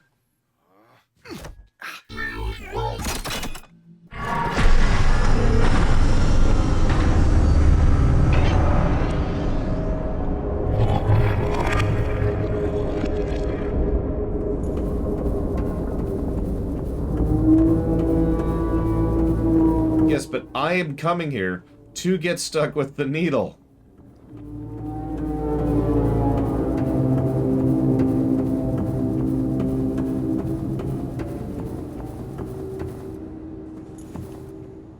I was gonna laugh if I died right there. Well, game over. Hello, Eon Dragon. You know, this might literally be faster at this point.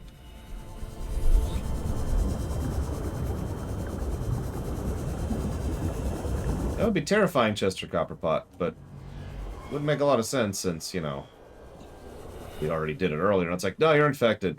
Screw you.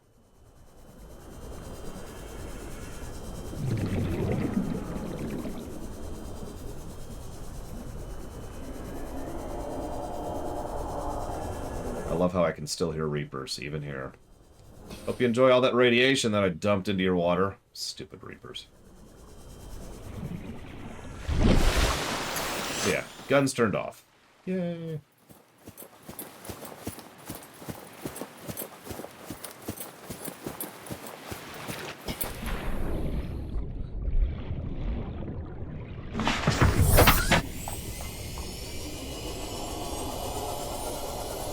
Oh, God. I mean, Endless Legend has a lot of interesting races that I could see that being a race in an Endless game.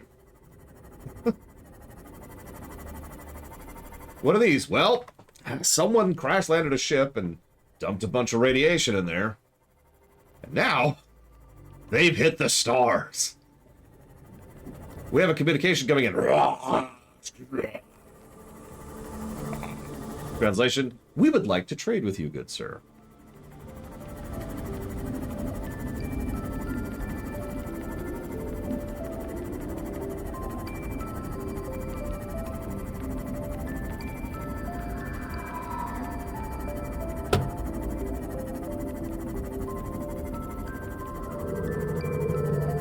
God, I started like an hour early, and this is still going to take the entire first shift just because of how long this outro is. Good God. Oh no, I actually really like the faction design of the Endless games. Just in the variety. There's very, very few large-scale strategy games that do faction variants, right? Like, I love Civilization, but the factions don't really play differently, right? Yes, we did, Russ. Total War Warhammer 3 and the Endless games are two of the exceptions there. So, we're about to go die.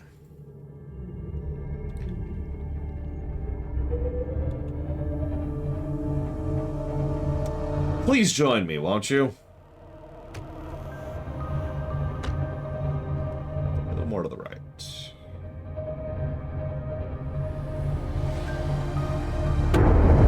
I already saved, I literally just saved.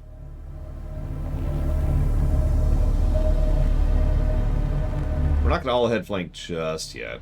But we'll be cavitating like crazy over here. Telling you, we need that orc buildy game. Alright, I've made a rocket. I strapped 3 more rockets to it. What else should I do?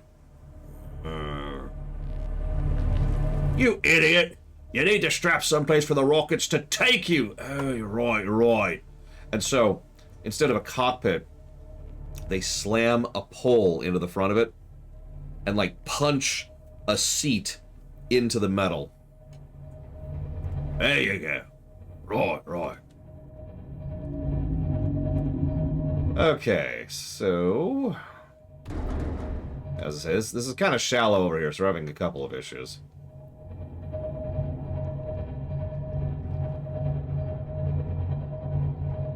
Oh, we forgot to paint it red. That's what we're gonna go get the humans for. Oh.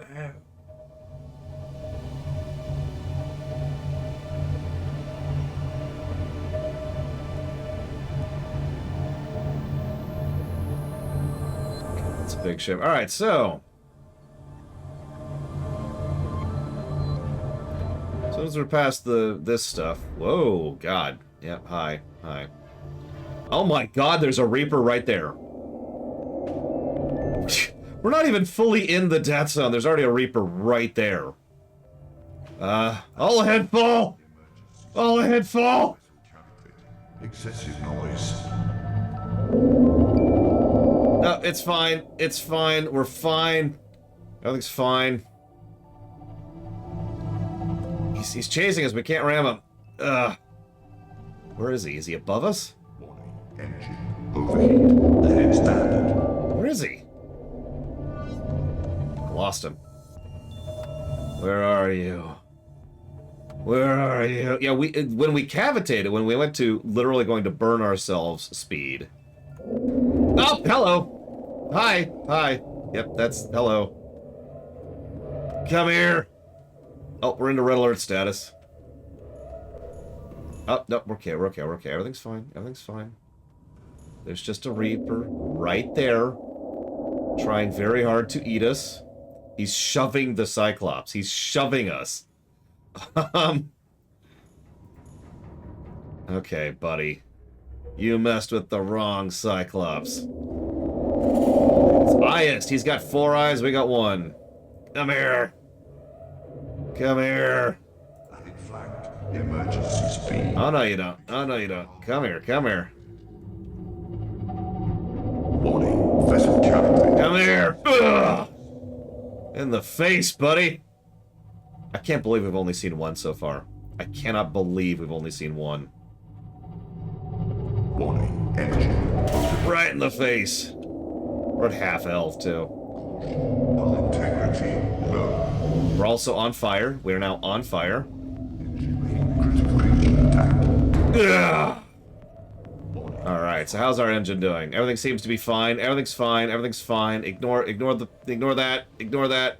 Oh god. Okay, it's okay. Fire extinguisher. Yep, okay. We just need to... How do I use a fire extinguisher? Oh god, I don't remember how to use a fire extinguisher. It's okay. We're just gonna leave it on fire. Everything's fine.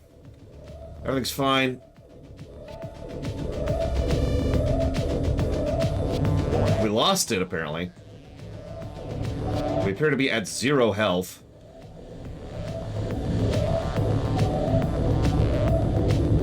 Everything's fine. Oh god, that's the ground. Abandon ship. It's fine. It's fine. It's fine. Everything's fine. Everything's fine. I don't think we have any problems.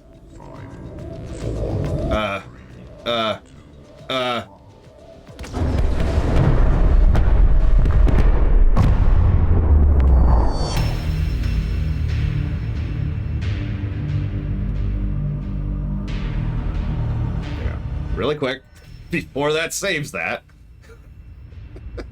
let's go ahead and back out of that.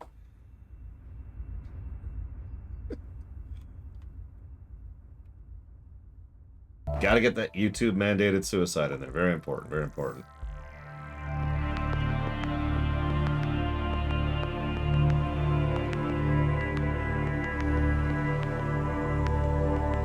Altera Tech. Yeah. Yeah. Okay, let's go beat the game. What I've done to avoid death? I mean, lots of stuff. I could have set the engine off fire. All systems are go for liftoff. Among other things. I could have also not gone into the death zone with a very fragile ship. I could have abandoned ship. I could have repaired it. I could have put out the fire. I could have gone into silent running. There actually are decoys you can use. There are torpedoes you can use. There's actually a lot you can do. I didn't do any of it. Let's get off this stupid planet. That stupid Reapers. Ugh! That's what I say to that guy.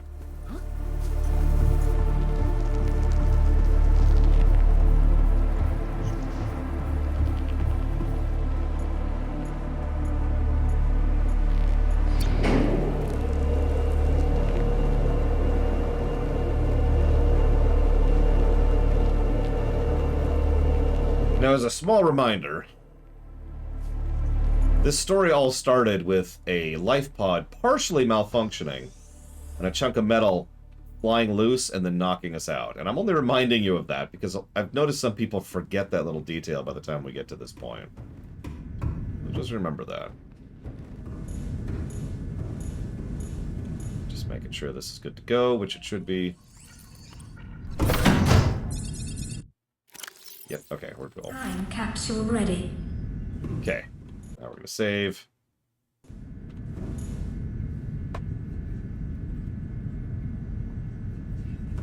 Apparently Reaper is not actually something I can spawn. Hang on.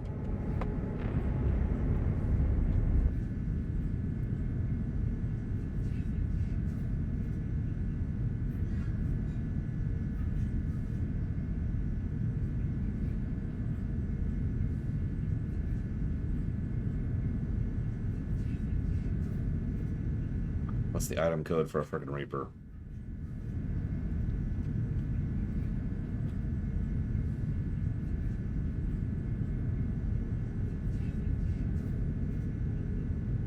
Reaper Leviathan.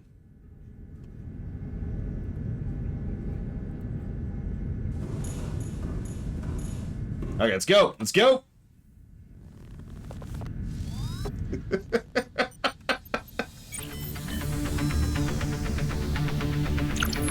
Ready to launch on your command, Captain. Launch in 10, 9, 8, 7, 6, 5, 4, 3, 2, 1.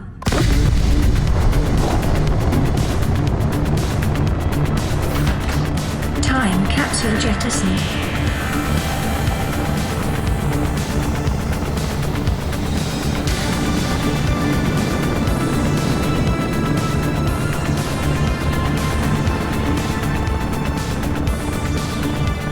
Caution, approaching orbital debris field.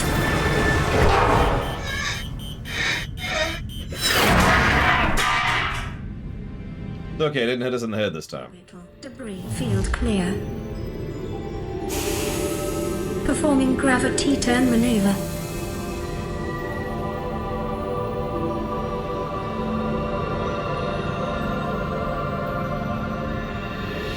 Confirm destination coordinates. Nearest interstellar phase gate. Engaging ion boosters in 3, 2, 1.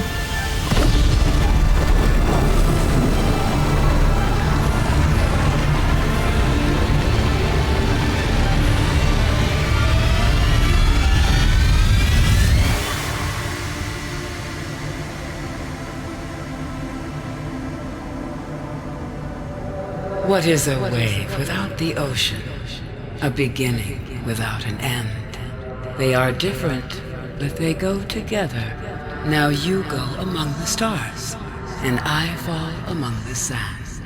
We are different, but we go together.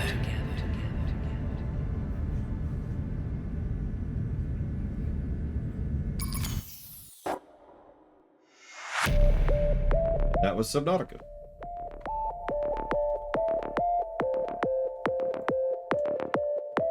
Yeah, pretty bad outro. Surprisingly decent intro. Or ending, excuse me. No terminology here.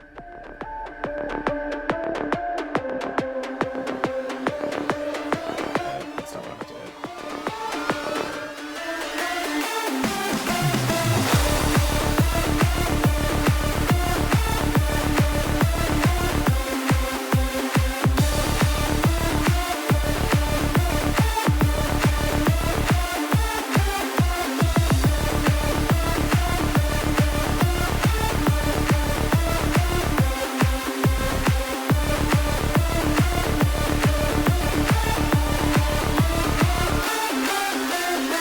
Don't know, Crazy Norse.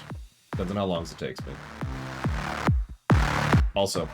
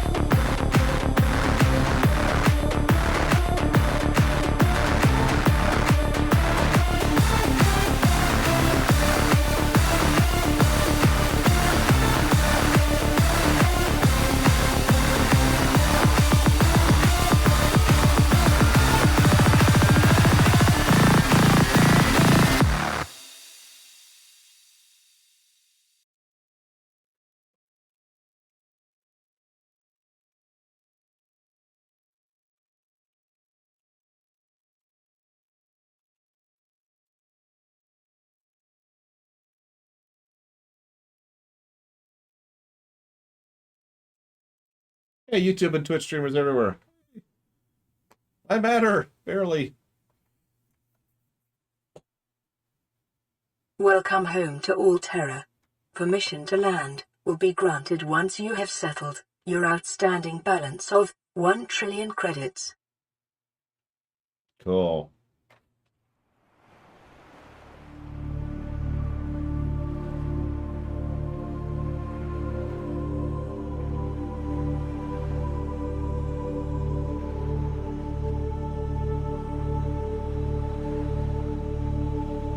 Self-destruct has been enabled. Countdown in 3, 2, 1.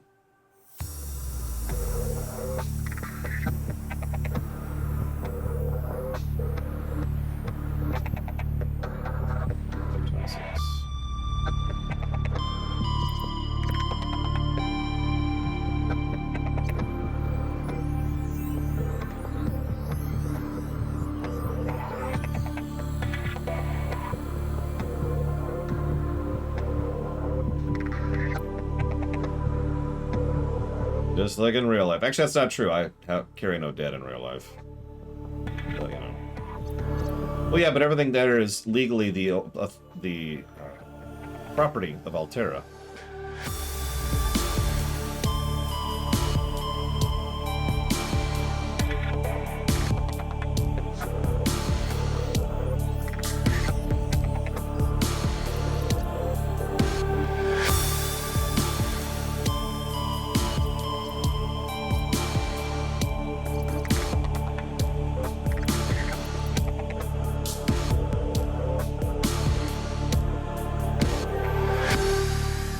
Yeah, it was a 5-day game.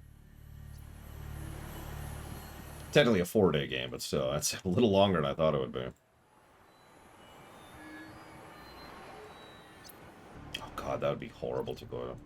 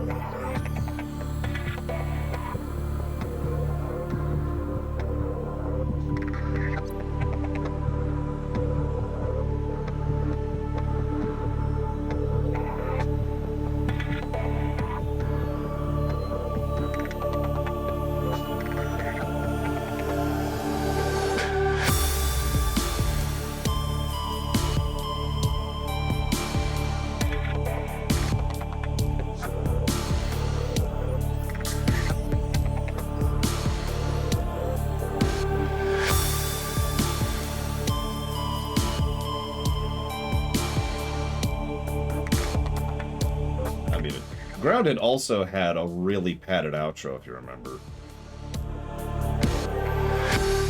Like, alright, we're ready to end, but first go make these other things. Okay. Alright, we're ready to end, but hang on. Okay, now we're ready to end! For real, okay, hang on, do this thing first. I was getting aggravated by the end there.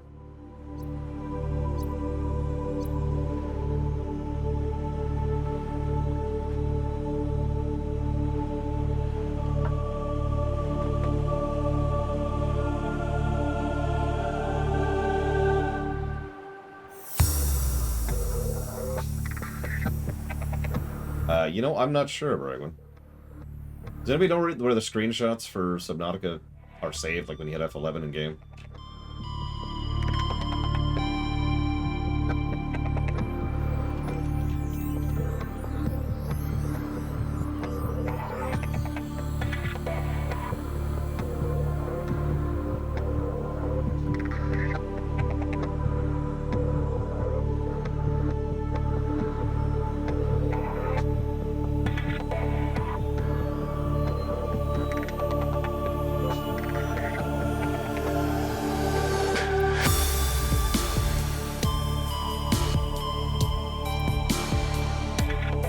Oh yeah, if she was doing F12, which is different, that's just saving it to Steam. It's really an in-game thing. Yeah, that sounds about right. So I'm gonna do the actual audit now. Thankfully I did most of this stuff off camera, so...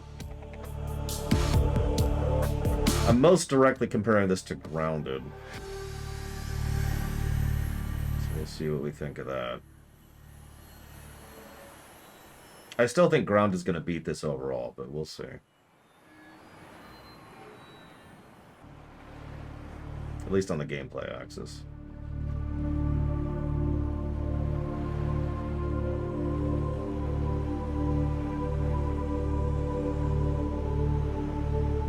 I think this is going to beat Grounded on story, and I stand by that. It probably should.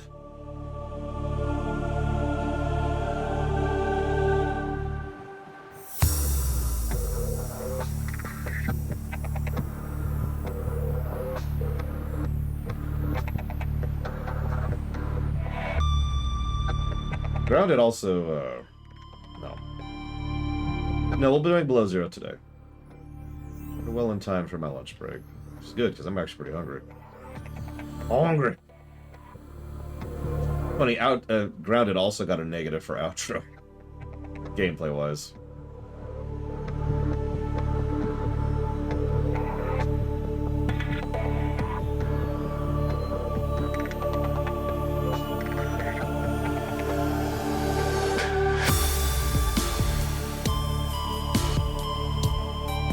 Yep, it's time to drink coffee. And hate it. Just spit on it.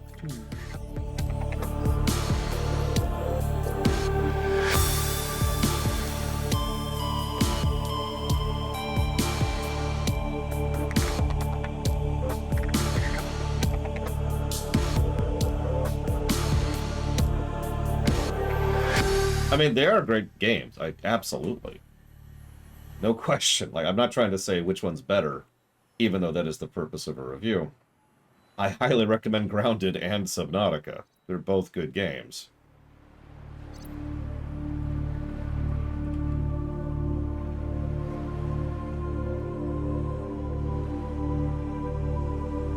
Speaking of which, Crazy Norse, I don't remember. Please forgive me. Did you ever get to see my Builder Game Showcase? Because I actually showed off our Grounded base in that. Minecraft would not score that well, ironically. There's just not that much there. It's on the VODs already, Crazy Norse. Just saying. Just pulling it out. Just saying. Could be a thing.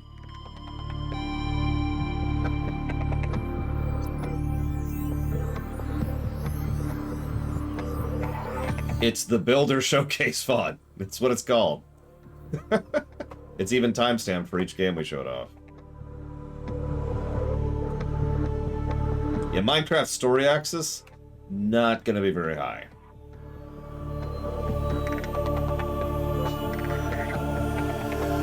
There is... I mean, there's story in Super Mario Brothers. There's of course, there's story in Minecraft, but it is very threadbare. In fact, I wouldn't be surprised if, say, Mario 3, for example, scored higher in story than Minecraft.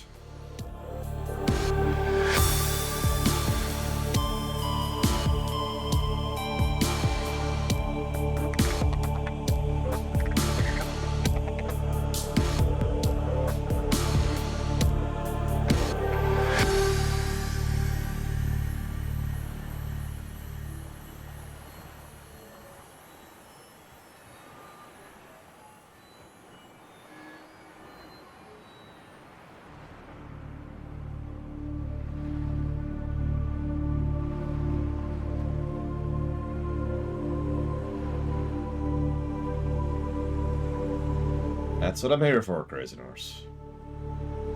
I do look forward to your comments on the base whenever you get to it. No rush, obviously.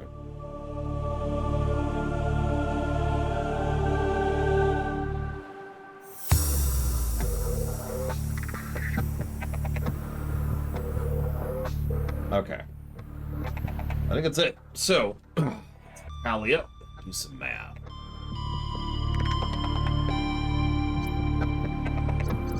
Yeah, I expect some mockery, Crazy Norse. If you don't mock, I'll know something's wrong. So this is a 30.77 hour game.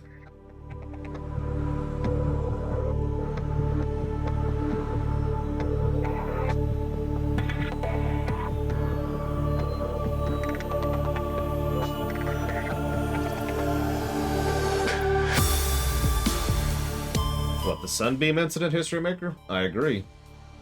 It's positive number 19.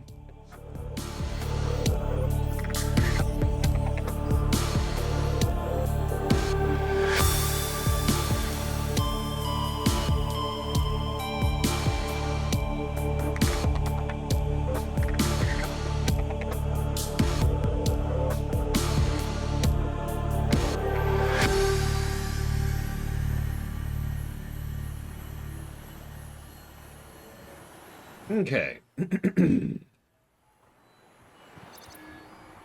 Where is Grounded? Huh. Okay. So, final rundown. Subnautica. Long game. Plus 22 to story, net. That's 0.71 story pluses per hour, and 100% story ratio. I didn't think of any story negatives. By the way, could I get some drum rolls in advance? 15 pluses to gameplay net. That is 0.49 pluses per hour. and a ratio of 71.43%. We actually had a decent chunk of gameplay negatives. Overall, this gives us, and see, this is why we have drum rolls ready. Where's my drum rolls? I need drum rolls. God. Before I tell you this number, let me tell you Grounded's numbers real quick, because I've actually got the comparison sheet right here. Grounded had 11 to story as opposed to this one's 22. So obviously 0.25 density as opposed to this one's 0.71 density. And Grounded also had 100%, no story negatives. Gameplay-wise, Grounded had 31 as opposed to this one's 15. So that's a density of 0.7 over on Grounded, whereas it's a density of 0.49 here. 79% ratio there, 71%, 71% ratio here. Grounded's golden number was 107.81. Subnautica's golden number is 101.43. That is actually quite close to Grounded. And it makes sense in its own right, because the two are in many ways mirrors of each other. One has a much better story, and one has a much better gameplay. But both of them kind of revolve around each other there. And yeah, over 100 is a damned good score.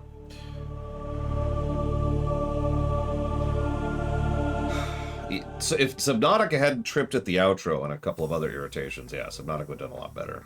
So let's see who came closest. Let's see, so that's 101, 43. Did anyone guess over 100? Diabeepus guessed 100 on the dot. So did Kira White Noise.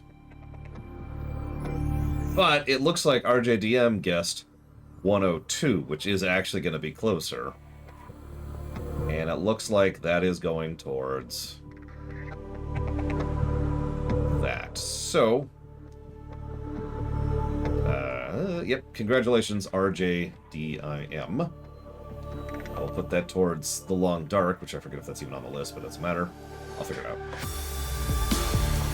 No, not that Long Dark. The other are Long. I'm not renaming it.